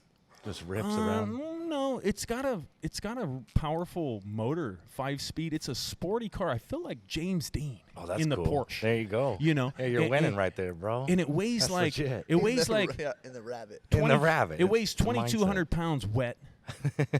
You know, Soaking gassed wet. up, Gassed and up, yeah. it's Lubed like a up. little race car. Yeah, and That's awesome. the paint's falling off of it. It's like Going so fast. the clear coat is coming off. It's like a patina. You know, Yeah, the patina. It's nice. and I even left a little crystal thing on the rear view dangling. That's safety. I feel like There if you I go. take that off, I'm gonna get my windshield cracked on the freeway. Like it's the yeah. thing runs like a top. Let me tell you, That's it's cool. the German engineering. Yeah. And you should get that 5-speed. Oh, Yeah, you I should. mean, it's Amanda's dad was saying that it's like 55 miles to the gallon. I don't Oh, know. there I you don't go. know.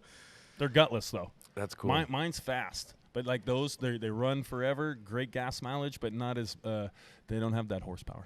Yeah, Honestly, I like mine. just Mine's quick too. I like it. Yeah, I zip around. those little V dubs are quick. But yeah, honestly, with mine, I got to just commute all over the place, up and down Highway 5 and 99. So Yeah. that'll just be my little commuter. Oh, But cool. yeah, I used to be a car guy.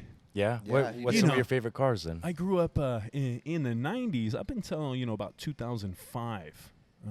Yeah, I was a car guy. That's cool. Mustangs, And, right? Yeah, I used to build 5.0s. Oh, really? Sweet. Yeah. Those are sweet. 5.0s. And, Vanilla uh, Ice What was your style. favorite year? That's cool. Like the 90s box style? The favorite year is tough. 89s, 88? I had 4 different ones. Oh, nice. And then Okay. between me and my older brother, we had about 8 that we used to fully build them out. This is before Cool. Fast and the Furious, and everyone lost their mind and started racing their mom's Miata down Greenback Boulevard. But we used to build these Mustangs with That's suspension and brakes, and it was a lot of fun. Little Flowmaster? There you Yeah, go. Flowmaster. I had full illegal NASCAR exhaust on this thing. Just that kid in the neighborhood that you hate. I but love it, but a yeah. lot of guys didn't mind because it's that V8. So they're like, God damn, that sounds good. Yeah. You boy, what is that? That's spinning rubber, man. I like Naturally aspirated. Sounds like freedom. There you go. You know. You But can smoke those tires real quick. but yeah, the car guy. I still see the cars and the car clubs and stuff, but it seems like it's not as big of a deal now. We used to go to like car meetups, and there would be the guy with the old Camaro. Oh, yeah. And the car guy, That where was it's like how I grew up. attached. It's attached to their persona. Yeah. And then you'd be sitting there at the car and be like, "Man, sweet car," and he'd be like, "I know." I know. And he'd be like, "Man, it ain't that sweet." Settle down, buddy. old man. Yeah. Yeah. Come on, buddy. My, That's awesome. my stepdad, I grew up going to car shows. He wasn't so much of like that guy you're talking about. He raced his cars. Mm-hmm. He picked up he had a really sick 70 Cuda that he Oh, got. cool. He had all kinds of Challengers and darts on. He was a Mopar guy, but he had this really nice 70 Cuda that he got when he was 13 in some little old lady's yard, and he just kept working on it from a little rust Cool. bucket, and was getting Christmas presents were a transmission or a transfer case or whatever it may be, and he had fully gutted this thing, and it ran like 10 and a half Oh, seconds. dang. Yeah. That's And- cool. Yeah, and it was cool. He had a couple other really fast ones, but we'd go to those car shows, and they were fun. It's an interesting culture. It is. Some of the guys are, shirt tucked in, belly real big. Got the last year's car show. Let them know that they were here last year. There you go. But we did a really cool one in Sonoma at the. Have you ever been to any of or heard of the missions that are around in California? No. Up and down the Spanish came and they put all these missions in up and down Sacramento or California. Okay. And there was this in Sonoma. They did a car show there at the mission, and the missions are cool. It's a really interesting bit of history that's scattered all over California, and they're just museums. They're old cool. Adobe Spanish I'll style. check that out next time. Yeah, they're all over. I don't know how many there are. I think there's probably 10 The plus. church wasn't messing around. Mm-hmm. They set up posts all over. We used San to. Diego to Sutter's Fort. Yeah. Gotcha. In 6th grade, we'd all have to. It's still a thing. We build them out of like the little. You go to Michael's and pick up all the little parts to build your mission for your 6th grade class Oh, project that's and fun. stuff. Yeah, Right it's on. cool. That's cool. Yeah. So, have you ever seen a large scale facility that does what you do for Like Bjolly? CBD and all that? Yeah, like when you get into a larger, holding tanks and stuff like that. Have you seen anybody go the next step from your little? No. Your little tanks are probably what 5 gallons or something like that. Yeah, 5 right now. I got like 4 of them now. Because they have brew systems. Yeah. Have you seen like how brew systems are set up with the fermenters and like holding conicals? That if you look up like SS Brew Works, I think that's what it's called. Probably not. But anyways, it's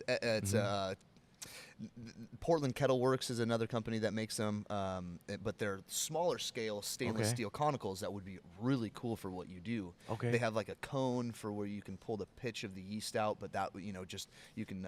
But you should check those out. And you Modify can get it them for, up. for my stuff. Yeah, you can get the That's the cool. homebrew setups and put them to temperature. You can even get like boil kettles to for I don't know what type of pot are you using to boil your? I mean, do you have like a large turkey boiler or? Yeah, basically. Basically a large turkey boiler. Would it benefit you to get a larger boiler? Would That's that save your time? Like we said earlier, it's tough to keep up like with things of how they're rolling around the world, Yeah. Thailand, Northern California especially. So keeping up, yes, that is like you asked, what are the next goals? It's building up that production so I can keep up and stay ahead of everything and just get you guys the pain relief that you need as fast as I can. We should talk. Yeah, honestly, after I Please, I was can gonna say that, we like- can talk about some setups. We can, get you direct fire burners and things of like we used milk vats for my dad's brewery. Well, I'd have to check them out and see how I could apply them and everything Yeah. like that.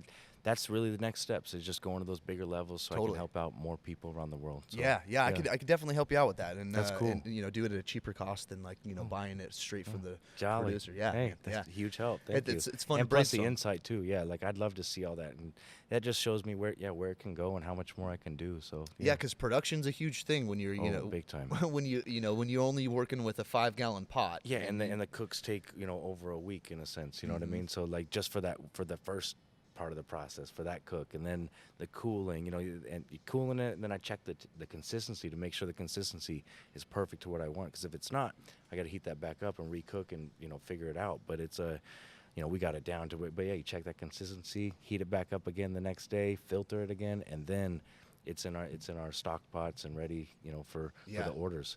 And then I'm already thinking about a system that you could totally use because there's you could do a step system and like there's Oh, wow. filtrations that you So can there's use a whole world. Oh out there. yeah, Okay, yeah, cool. yeah. We Jolly. could simplify it and make that production a lot more streamlined. Yeah, because I'll be looking for a new spot soon eventually and just building up and up. It's a lot of fun, like just the growth that it's been happening over the past years, and especially in recent years. Like it's really like those roots have spread, and now everything's coming to fruition big time. How do we get some of that flour? The You guys still grow? Are you still growing flour? No. No, I don't do that. No. Okay. No. Okay. That's So, right. But just the roots, man. That's all. 0 THC in that. So Yeah. nothing below the ground. It doesn't produce anything like that. So that's why everybody can use it. Have you grown CBD or hemp? So like, no, I don't have the big enough facility for all the hemp and how tall it grows and everything too. Okay. Like I just don't have the right spot for that. Got it. So yeah. It's a whole nother animal. yeah, definitely. Okay. So, how many days a week do you work? But every day, really. I try 7 to days. I try to treat every day like a Monday. I know it probably sounds weird, but every day I want to get after it. You know what Sure. I mean? So even Sundays, because if I lose steam a little bit, I feel like it throws me off sometimes. I like to at least continuously work, and there's always something I can do too. It's not just showing the content and stuff. There's a lot behind the scenes as well, and there's always something I can improve and work on or ask other people for insights, like we said earlier, and athletes back. Yeah, how can we make this better? How can we do this? I call a lot of customers always. No days off at Be Jolly. Yeah, Yeah, you're doing a lot because that's not your own. Be Jolly is not your only job, right? it is my only job. It is your only job. Yeah, it wasn't. That's why I moved out to Florida. Like I said, my brother Mel moved me out there and stuff for an opportunity to work with a core medical group, like a hormone company. Did that for over a year, and then like in August, I got let go from that and went back to Be Jolly full time. Okay. Are you married? No. That helps. Yeah, no, just me and my daughter. That helps. Yeah. Have you ever worked so much you get in trouble with the wife? Oh yeah. Because I have a couple times. They want to know. back in the day, when yeah, are we for going to sure. connect? And you know when what? Are we going to have a time? Yeah, it's just like the work, it needs to be done. Yeah. And It's probably why I'm single too. Like I'm like, no, I ain't worried about that. I just want your money, honey. Let's go. but yeah, the work has been so busy lately that I've been working every weekend, and I tell my wife, man, I got to go see Muay Thai again. Well, it's have like it's so like many I'm having an students. affair. I got people texting me, I got Muay Thai text and It's phone calls. Sunday at 6 o'clock. Yeah. We should be She's like, "Who's cupcaking this?" it up with our women, and we're Yeah. out here talking She's like, talking Jolly. another Great. 3 hours. She's like, "Who's that? Where are Yeah. you going? Where are you going? Where are you going?" I'm going to Muay Thai. You know, Yeah. who's calling? Who's texting? It's Muay Thai. Well, you have a ton of students. I mean, we Yeah. were talking earlier, and you said like sometimes up to 50, like over 50, right? For a Yeah. class, that's huge. And I'm the same way. I'm always working. I make every day count, but I definitely take time to rest. And I've learned going into my 40s that balance of life is crucial to longevity, also quality of work. If you're drained and you're spread out too thin, that affects what I do. And again, 100%. I'm speaking from experience. In my 20s and 30s, I went crazy and nonstop. People see me now in my 40s, especially in the last 3 years with the success I've had here, and they must think I'm working crazy. And I am, but I'm working smart. Yes. And that's allowing me to do things and also take care of myself. I can agree with that too. I'm very similar to that too. So I work every day, but I wake up really early and get after it. And then my day's broken up because I'm a full-time single dad. Yeah. So I'm working for a while, and then, hey, gear shift. Now I'm full-time dad. Now I'm dad. Hey, Yeah. what are we doing now? And then, okay, we get back home. I take care of her. And then I get back after my work on the night shift. And It's a lot of hats to wear. I'm goal. is, yeah. Being a single dad's tough. I'm Yeah, I goal love it. driven. She's the best. She's so easy. So she's my girl. That's awesome. Yeah. We've had such a explosion of success here, but that was never my intention. Yeah. I mean, we want to be successful, but like we rose to the top in 2024. We were one of the most dominant teams, and I you remember saw those the stats, yeah. award nominations and stuff. But I was never like, I want to be number one.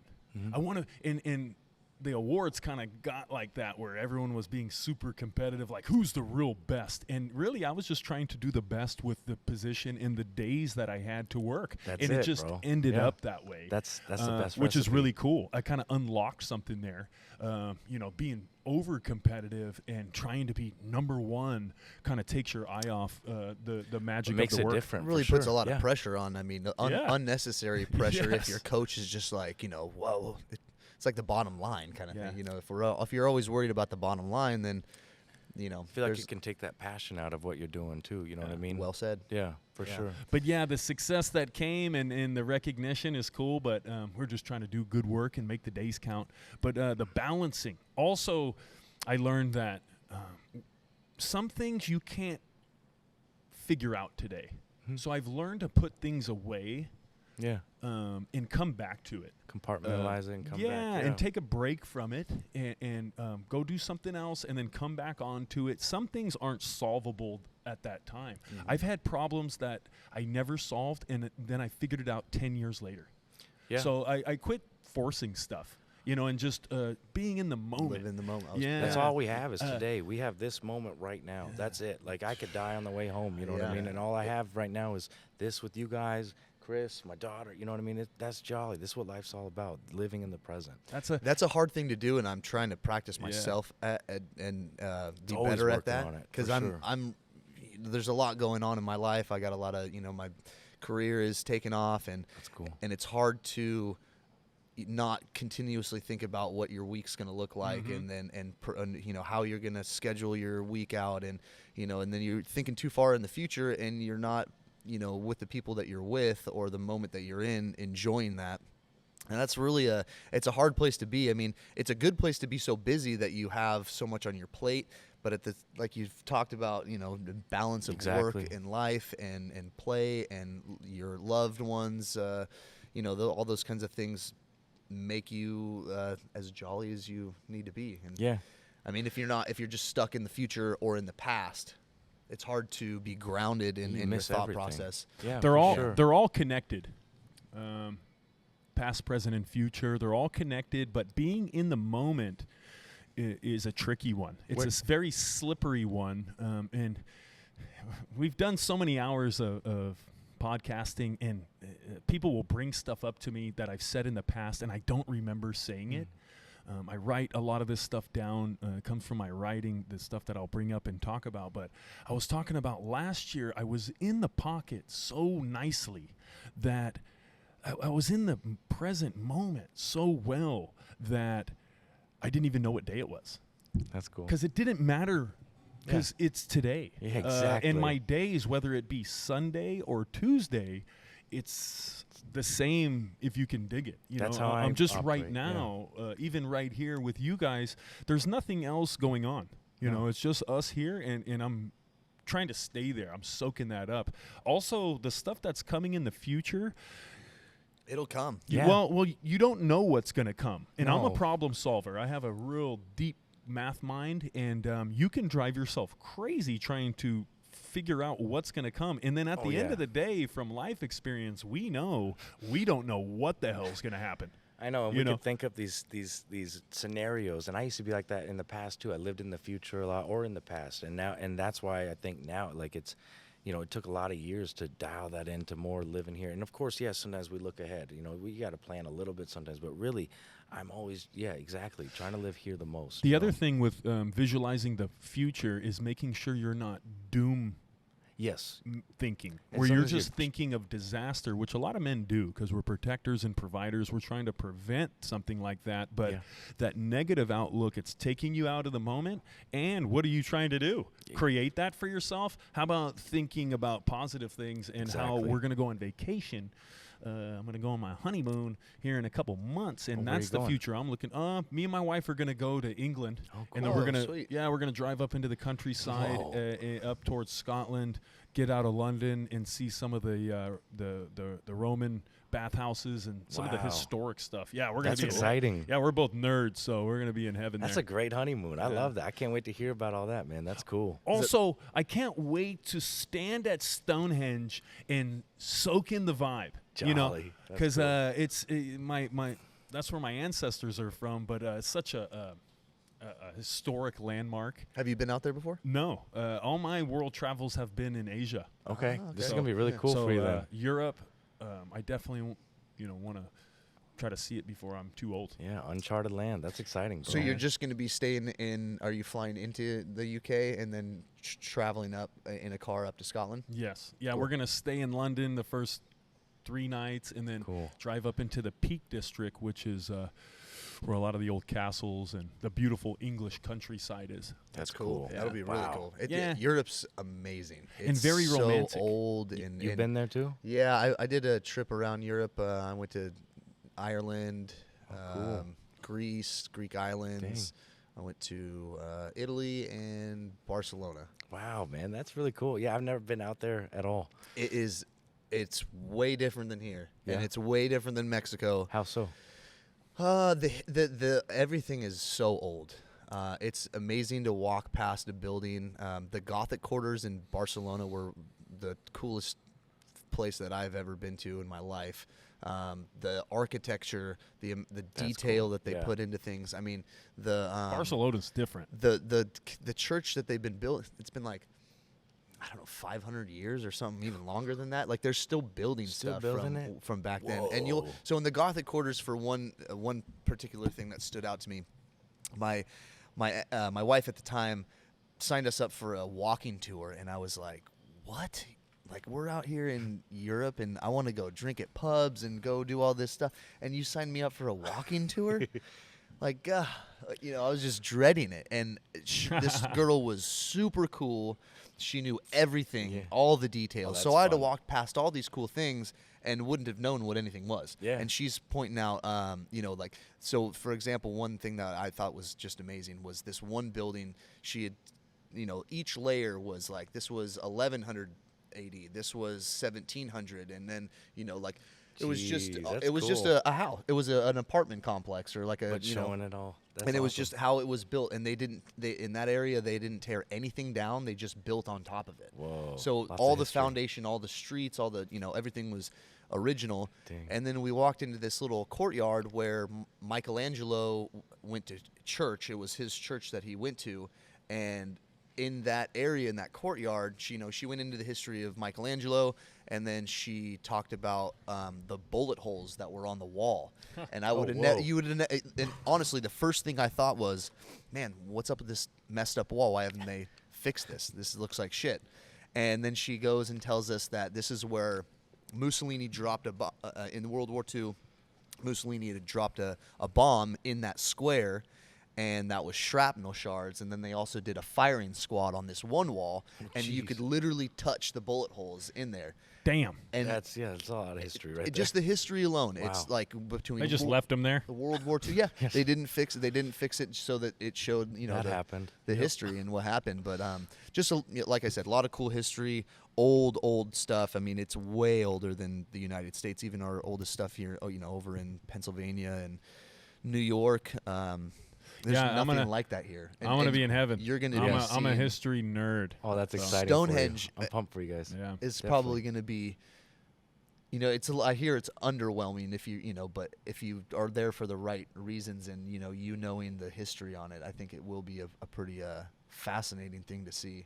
Yeah, and like you said, the how old, when you go to these ancient sites, you can feel the energy. Yeah, that's cool. Yeah, and then you get that a lot in Thailand. You go to some of these temples are 1,000 years old. Oh, the churches in Europe. Like the Buddha I sent you, up towards Burma, Uh-huh. and we were just walking around there. But that site, humans have been there for hundreds and hundreds of years. So to see it and stand there again, like we were talking about, experiencing thing in person, not through synthesized through technology. You feel the energy. It's awesome. Well, you're gonna walk through some of those. Fun. You're gonna walk through some of those doors of a church. Like you'll walk through many of them, I'm sure. But it's everything that's happened in there, and it's so old, and the details, and how is this thing still so standing and being used. They use it every day, Sunday, and it's pretty overwhelming at how beautiful Europe is.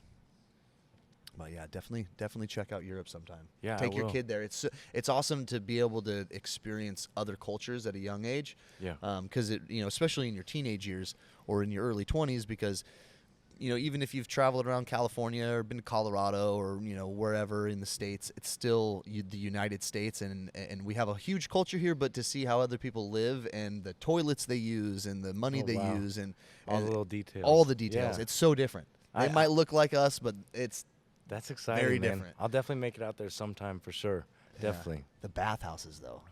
How are you looking forward to those? Yeah, That's up my alley right there. I and love me a bathhouse. Get naked, walk around, swimming in the pool. No? Okay. No, totally. Yeah. It's just it's ironic because growing up, my mom's a big history person. A lot of the movie and the history stuff I get from my mom.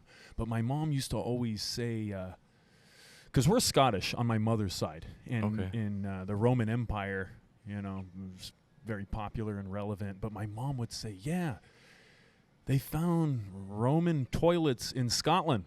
And it just shows how big the Roman Empire was, and that stuff's still up there. That's wild. And you're going to get to go see the old civilization of men, which is crazy. And it's all still intact, which is so cool. I mean, but to get to go there and stand there, and I don't know, do we get to pee in it? I don't know. Are they still functional? It's great technology. Let us know. Well, I mean, Amanda lived in Europe for about a year. That'd be cool to live there. Yeah, she lived in where'd she live? Holland. Oh, wow. And she would go, when you land in Europe. They got some good seeds out there, cannabis seeds. Oh, yeah? And Holland. Yeah, that's kind of. Cannabis Cup. Yeah. Chris knows all about it. Yep. I think Chris went out there. You were in Amsterdam, yeah? Cannabis Cup? Let's go. Cool. Yeah. Yeah. That's awesome. That's Yeah. cool. Yeah, that's cool. When I went to Barcelona, I took some wax with me, some concentrate on the plane out over there, and I was like hopping around but I got through that, and I was like kind of jonesing. I was it was about a week, and I didn't have any weed or anything, and I was like, man, I want to smoke some weed, and we got to Barcelona, and it's all legal there. Oh, there you go. And even back in was this 2016, 2015 or something like that. And I was so stoked because I went into the hostel, and the first thing I asked, I was like, where's the weed stores? And they're like, there's one right around the corner, right there. And I was like, I dropped my stuff off, I hightail it over there, I open the door, and the first thing, I don't know why I thought this was gonna work or be I pull out my ID card, and I'm like, I'm from California, I'm not a cop, it's all good, I just need. I'm from California. Don't worry, man. I know about weed. Let's go. I'm cool, bro. They're like, nah, man, it's all good. And, Yeah, sure. I'm just inside taking a bong rip and stuff. Oh, that's cool. It was What a total. experience. Yeah, I'm like, why Yeah. isn't it like that here yet? How come we can't have? We can get you can go to a bar and get trashed, They don't- totally inebriated, can't drive, can't Little even smoking walk. lounges, they don't have that down here. They have some they have one in Hollywood, in North Hollywood, I know of. My uncle told me, and it's got like the little hibachi, little hood there, and you kind of just sit at a table and order whatever you want. And Yeah. blow the smoke into the hood, and There you go. goes up. And Dang. do they have that in jolly. Florida? No, not in Florida. That's why my production is still in Washington. The laws out in Florida are not Pretty rough. jolly. Yeah, not, Not jolly. jolly. And just the way they have it structured, long story short, yeah, it's not that good. So I definitely, the weed laws aren't the same out there. Yeah, There's a lot of issues there with a lot of freedom, but not in the cannabis realm. Not in the cannabis, no. No, that's but with unfortunate. importing and exporting of things because of the ocean there, and especially the drugs. Scarface. There's a lot. Yeah.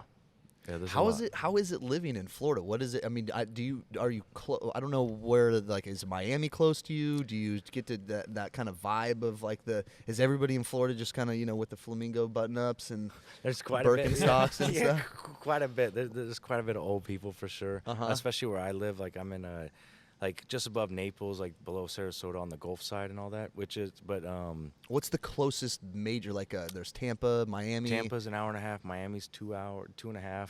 So Okay. like I'm on the southwest on the Gulf side. So 2 hours I can get over to Miami. And hour that's a on half. that's on the Atlantic side. It's Yeah. about 2.5 hours to get from ocean to Right, ocean. yeah, right to the other side 'Kay. of the state. Coast you to know what I mean? coast. Yep, coast to coast. So, Mhm. but if you try to go north, like, it's a long state. So coast to coast, you can 2.5 hours, you can get over to the East Coast, see whatever's over there and all that.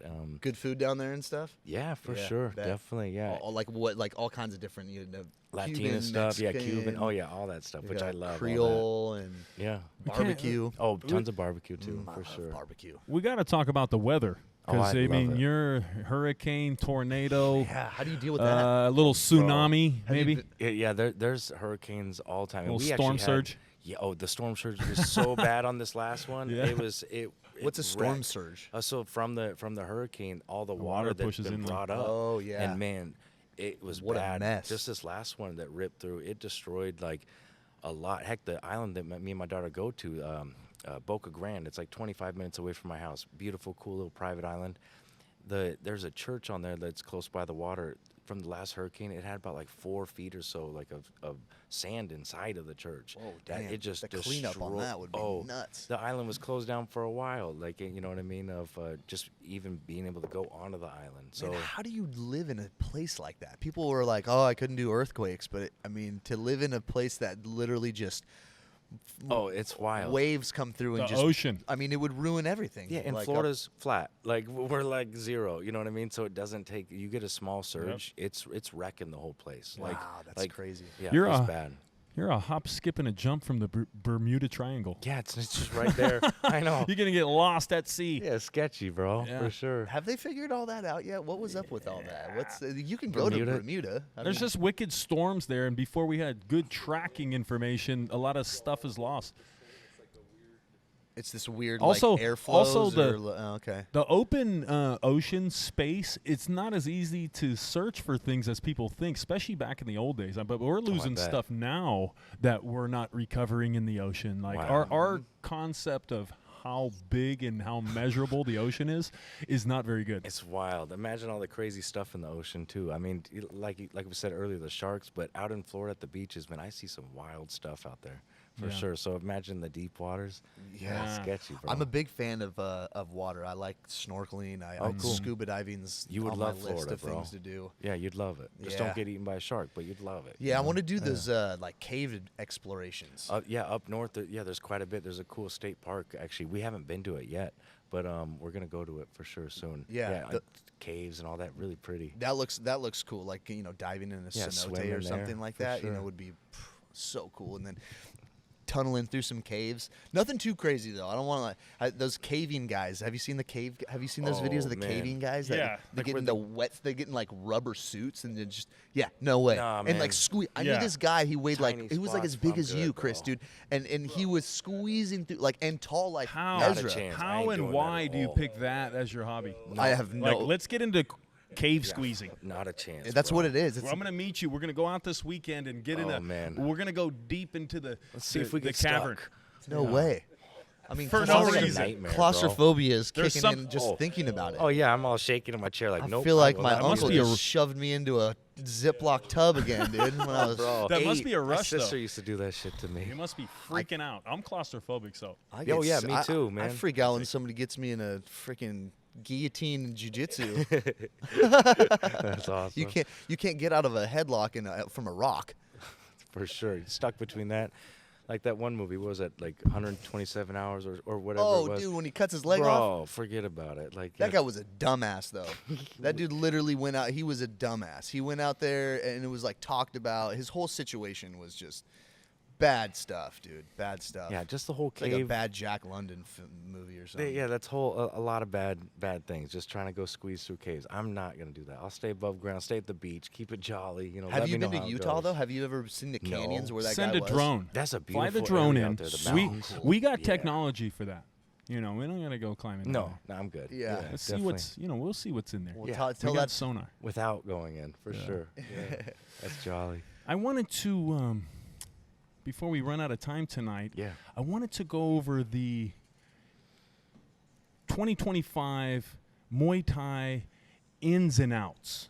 Okay. What's in and what's out in 2025 in American Muay Thai culture I like this. and just Muay Thai culture in general. And the first thing is mat fights. PKB, smoker, you know, where they're not fighting in a ring, they're fighting on a mat, and this has always been popular. Mat fights are very in. But starting off 2025, the event we went to, it's bigger than ever. And the main Muay Thai gyms, some of them have been competing in the previous years. But this year, it seems like most of them are, and they're bringing big teams. You know, we had some teams last year that was 10, 15 fighters, and, you know, the other main gyms would have 2 or 3. But this last one, the other main Muay Thai gyms had 10 or 15. Oh, wow, growing a lot. So, yeah, we're seeing the development. You know, Muay Thai is changing and growing, and mat fights is kind of the new amateur level. There's 2 levels of amateur fighting, and it's mat level, and then it goes to ring level like Okay. you saw. Gotcha. So, yeah, 2025 mat fights, very in. So is that like the MDLs? Yes, Okay, gotcha. MDL, PKB. Okay. And there's more. There's technical, Muay Oh, a Thai. whole bunch. There's all different ones popping all over the country. In Europe, they have ones for kids. There's no headshots. They wear a chest protector, and they're developing the youth and the lower levels of Muay Thai, which is affecting the talent pool at the higher level. I like that. And, yeah. and you're seeing that on cards like Rising Stars, like the teenagers Z versus Moses Yeah. that fought. The level of those guys with 1 and 2 fights is crazy. That was a great fight. The too. talent and skill level of the teenagers now compared to the 90s or even 15 years ago is crazy. Like, it's night and day. Why They're do you- way better. Why do you think? Because of all the development leagues. Cool. Also, everyone going to Thailand, including the trainers, they know how to train. Cool. Back in the Media. 90s, you had a The lot of media. kung fu guys wearing Thai shorts coming to Muay Thai competitions, but really not knowing the Okay. game. But now you know the game. That's cool. And a lot of the main gyms and trainers do also. The next thing is boxing. Boxing in 2025 is very in Muay Thai, and it has been. The use of fundamental basic boxing, footwork, ring positioning, counter punching, even hitting with the knuckles on the right part of the face and body. And you've been seeing this at the highest level, example, Tawan Chai Superban, and the use of the small gloves at the high level. Basic boxing for 2025, very in. Turning pro. Turning pro in 2025, out. You still have a lot of our premium A-class amateurs that are going to remain amateur in 2025. There's not a lot of incentive for these guys to turn pro. Okay. You can be eligible to fight here in all the amateur tournaments and main cards like Rising Stars, but then you can still go and fight in the stadiums in Thailand. And it's an interesting gray area that at this time in the sport, there's not a lot of motivation unless you're right there. There's some guys that have dominated the amateurs, and then that's the only next milestone to go is turn pro and try to move out of the country to go to Thailand.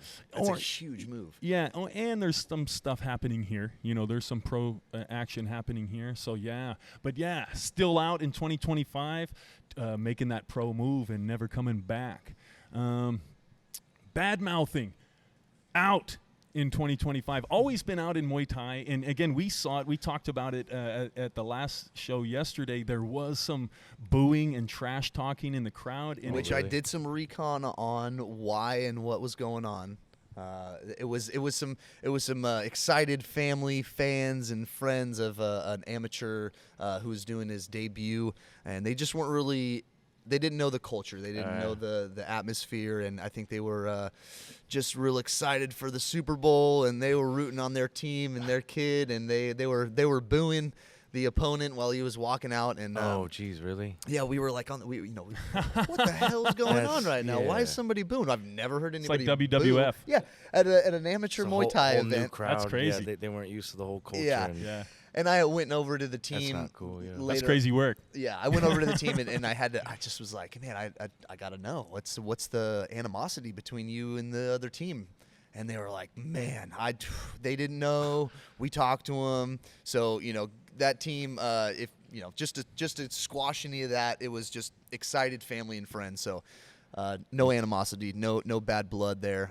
But nonetheless, a little exciting. But yeah, Muay Thai is very heated, very competitive, but there's lines there as far as cheering, but then once it becomes like insulting, then there's a problem. There's a respect element because Muay Thai is paid for this. Well, it's martial arts too, so once it becomes disrespectful like that, it's different. that's there's the same, respect between warriors and between gyms, and you see that in Muay Thai. And I love that. Bad mouthing, that just makes you look bad and has never been a part of Muay Thai. It shouldn't be because of the martial art element. So Conor McGregor. That's different. Not a good look. From like outside looking in too, like to touch on that, all the love and respect between all the different teams and athletes and fighters, like it was really fun to see that too, and just talking. And I heard that from other coaches as well as they were talking to me, and I could see it too. Everybody, even after a fight, everybody's still jolly together too. You know what I mean? Sportsmanship, camaraderie. Huge. Also, I love that. We're going to see each other next month. Like we work together, and I think the Muay Thai community is recognizing that is.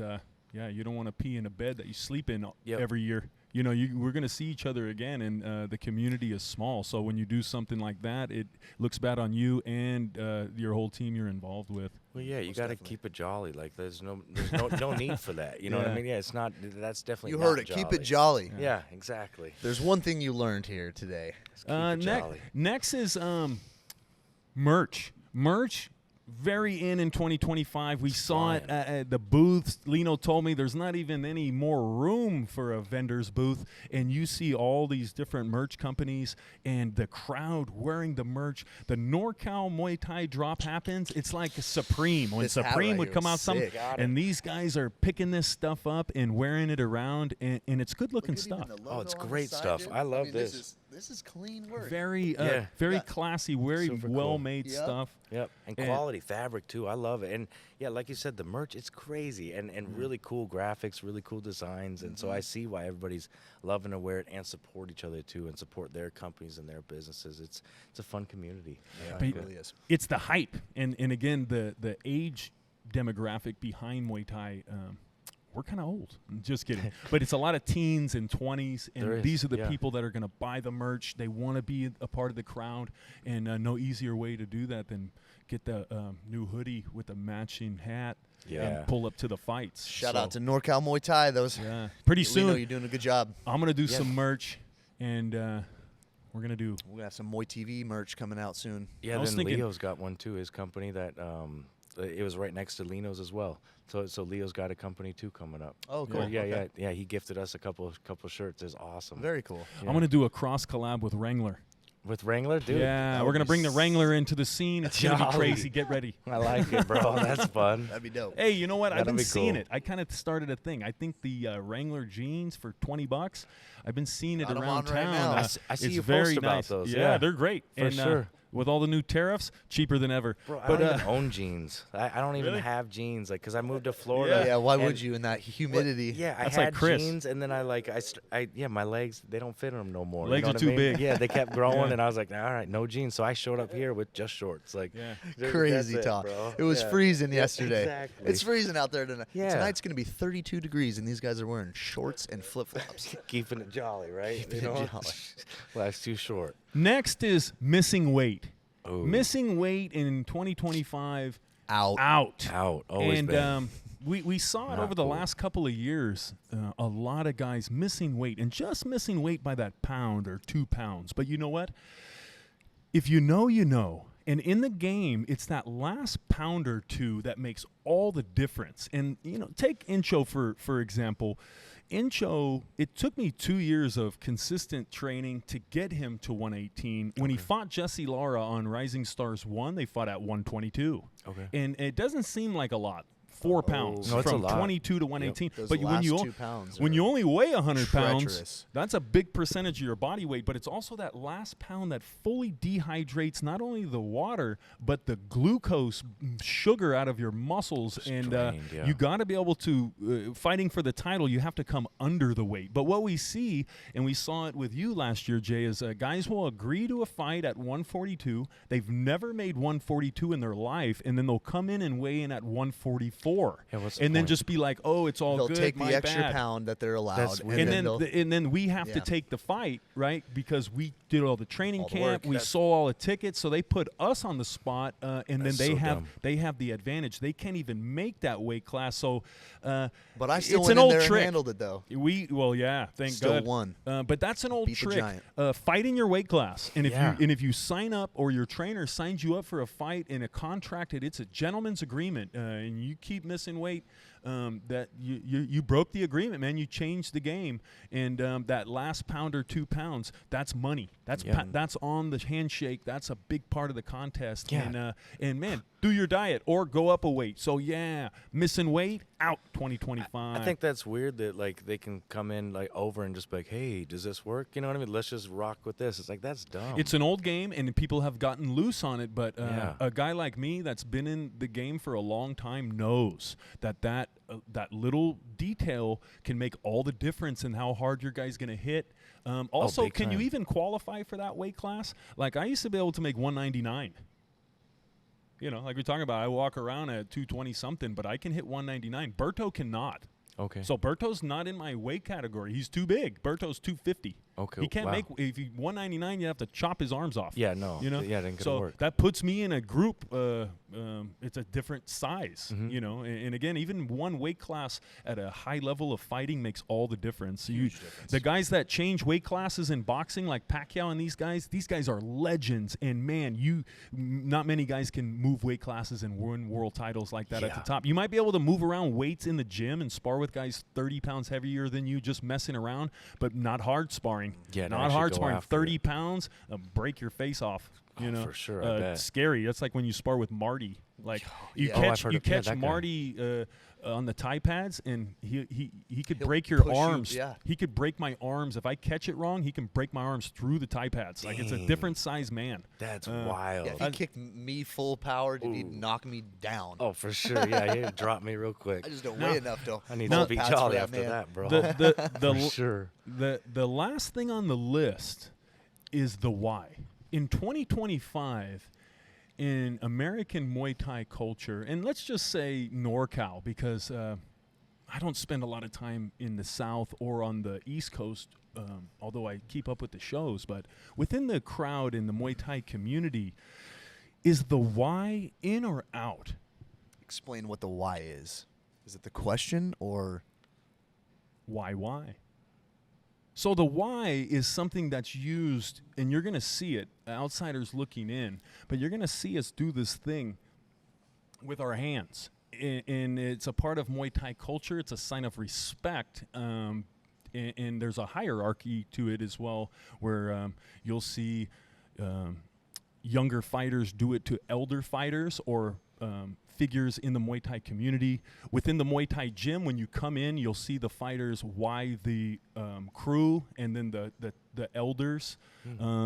It's something that's been around forever, and going to the shows and interacting with everyone, it's easy to see, kind of like the shorts in the merch, like what's fashionable in Muay Thai, and it's just very interesting. So I ask you guys, and I've already written about it, obviously, but in your experience, is the Y in or out? Handshake. Wait, you mean the why? Just show? Is it Using so it. showing a way of respect? I don't know what the why is. What you So mean? when we go around, when we see each other at the fights, Yeah. Muay Thai people will do this to each other. Oh, cool. Yeah. Or I didn't know that was called, or yeah. not. It's something you're supposed to do that you learn from your teacher. Bow to your sensei. Bow to your sensei. Okay. And it's part of Thai culture, and it comes from the Buddhist culture in Thailand. But it's foreigners take it, and it's misused. It can be overused. I've seen it. In my experience, Y is still in 2025. And going to Rising Stars yesterday, the main people in Muay Thai are still using it. Thank goodness, because it's an important thing to show respect to the elders and to your opponent. You see it being used in the ring, of course, but in the locker room, also to the officials, and even between rivals, you'll see them do this. But it's a sign of humility. And it's a big part of Thai culture, and I still being it used. And I want to see it continue to be used. So teachers, please continue to teach your students what it is, how to use it properly, because it definitely can be overused, just like everything. You don't want to walk into the gym and why every single person. Yeah. When that's a little overkill. You come in and we'll give you the nod and give you the why. I think that's Or the other thing is, the other thing I hate is when someone does something bad, or they're just, they're talking bad, they're doing bad, but then you see them and then they're whining. Like, stop doing that. It's a sign of respect, and you're being disrespectful. So you're kind of bastardizing it. You're smearing what it is. It's a physical representation of something that you're doing, and if you're not doing that, you're disrespecting the culture there, and that's bad. That's bad on you.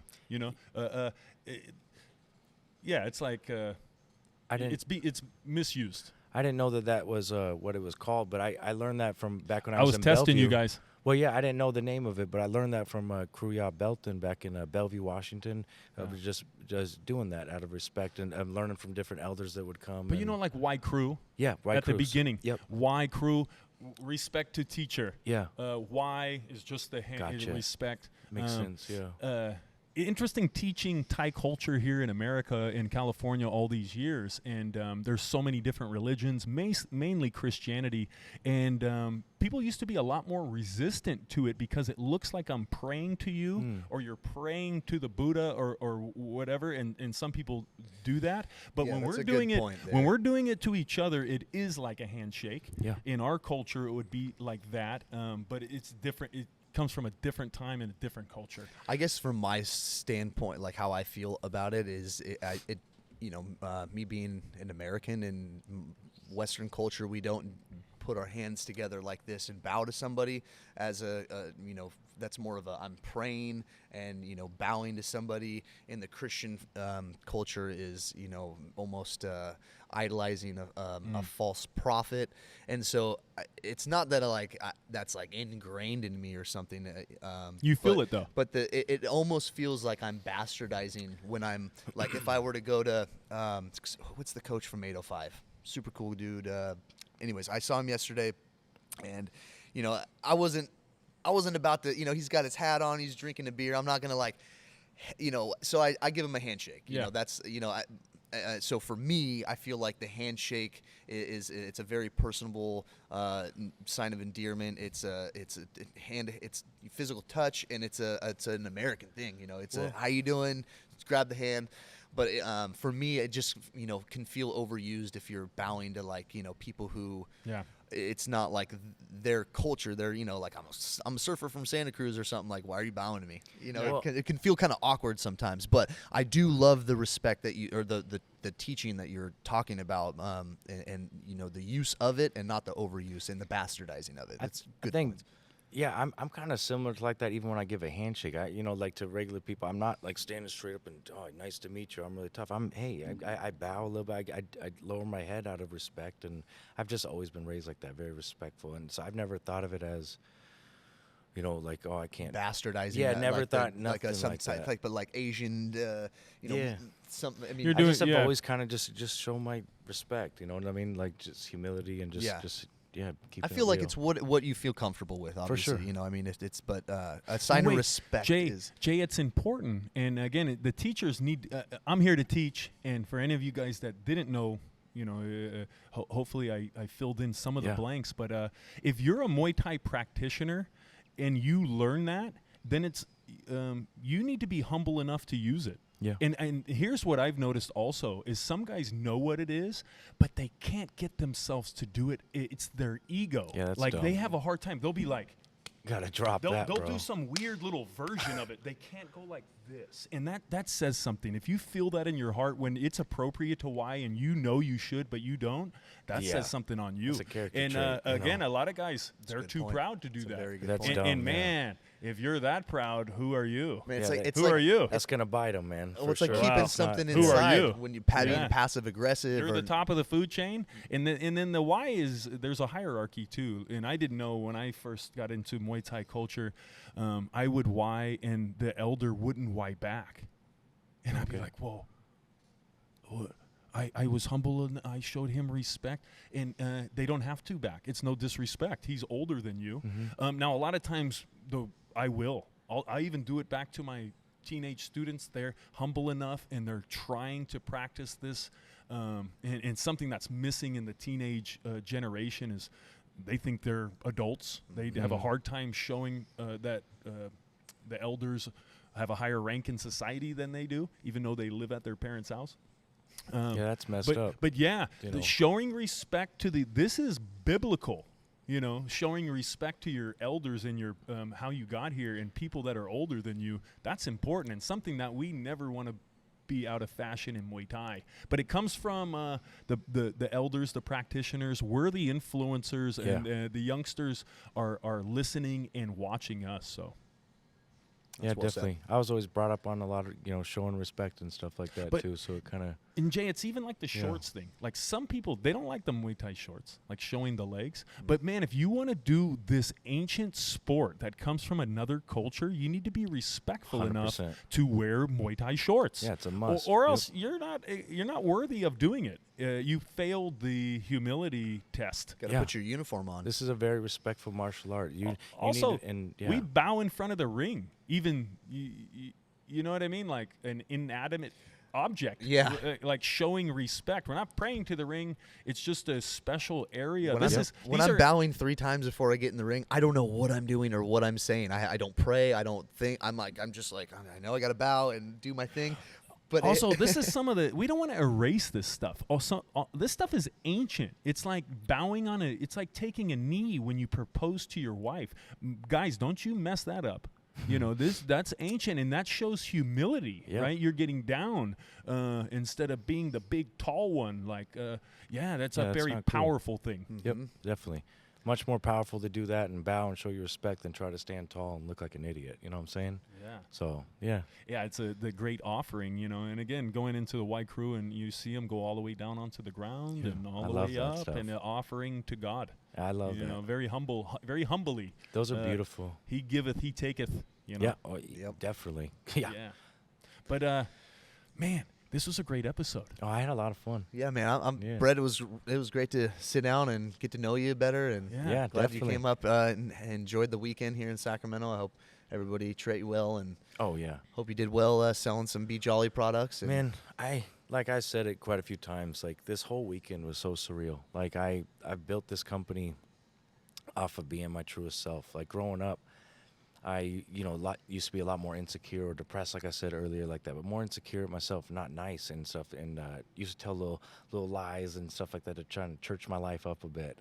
Like back in the day, I used to tell people I was born in Brooklyn, but really I was just from Enumclaw. You know what I mean? A little small country town. But I tell people in high school I was that. So shout out to Bothell High School. I ain't from Brooklyn. I'm from Enumclaw. Hey, Surprise. yo. Hey, yo. So, but and now From I've New York, yeah. And now I've built this company off of being my truest self. Like, That's and awesome. since like the It shows, 2015 man. times, and that's why like.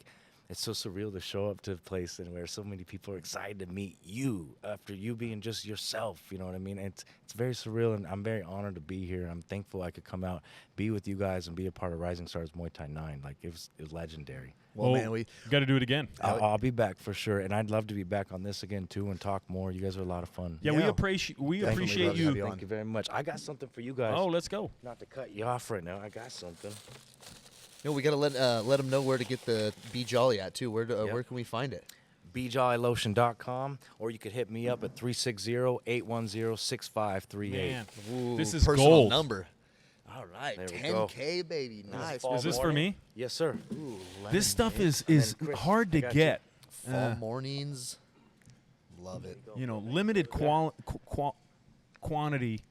A little goes a long way, and that's the beauty of it. Like I worked damn, hard it on that smells so consistency good. and Smell the that. strength to where a little Ooh. spreads nice. So and, good. Yeah. Delicious. You're jolly, bro. Those are the do 1 some ounce right 10Ks. now. So the strong formulas. Thank you, Brett. You're very, very welcome. Thank you for So having how me much on do here. you like Thank to you. use? Like I lather up. Like I'll use this Yeah. just about like I don't know. This is probably like a teaspoon. Like per area? And I'll use that. Yeah, I'll like I get numb hands. All Oh, the time. really? So that's what you actually, use it for honestly, mostly? I'll probably use a little bit more than that. Probably like two teaspoons. No shit, you use quite a bit. Is So that a lot? No, I mean, it all depends. But I've used less than It's like that. Vaseline. But Yeah, yeah, and I'll bro. just because I get numbness in my hands. Use it as much as so you bad. want, bro. That's right. I'll always have more for you. So keep ordering, bro. I got you. How much should you use a day? All day. Use it just nonstop. I Stock just up. like to get Yeah. it's almost like a nice lotion. That You know, smells great. Oh, dude, Dang. it's so good. Dang. It's so damn Surprised good. myself. Let me smell that lemon mint too. I usually use just about like a is that fingernail different? amount or something. Yeah, you got the lemon. and rub it.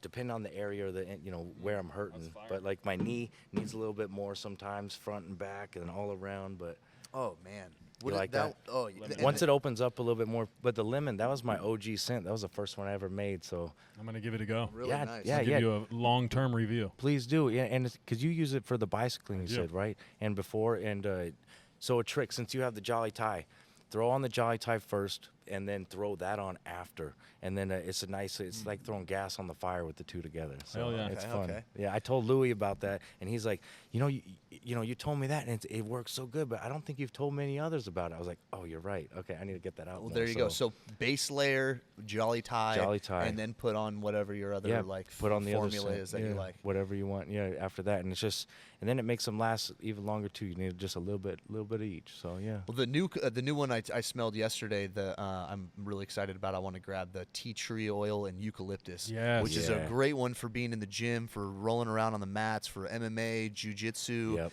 Tea tree, natural. Antiseptic. Yep. Yeah. Right after you're done, you can put some of that on the areas that you were 100%. touching the mat with, and help neutralize some of that Yeah. bacteria on your way Especially home. any cuts and all the rashes, Totally. burns and stuff. Yeah, Yeah. after a shower, throw that on. It'd be nice. Or So, totally for So. sure. Yeah. Thank you guys. Well, Well, Brett, we're wrapping up the Rising Stars week, and we started with the special edition last week with Lino, and Yeah. then we're closing it out today with Thank you you, so much. and Chris. Amazing week. This guy's been going nonstop. Yeah, thank Also, you. Thank you, all, Chris. all the people behind the scenes that are working for MuayTV, our audio people, camera operators, Emerson, our gaffer, running all the errands and handling the loose ends. We really appreciate you guys, and the stream and all the things happening. It wouldn't be possible without the teamwork. So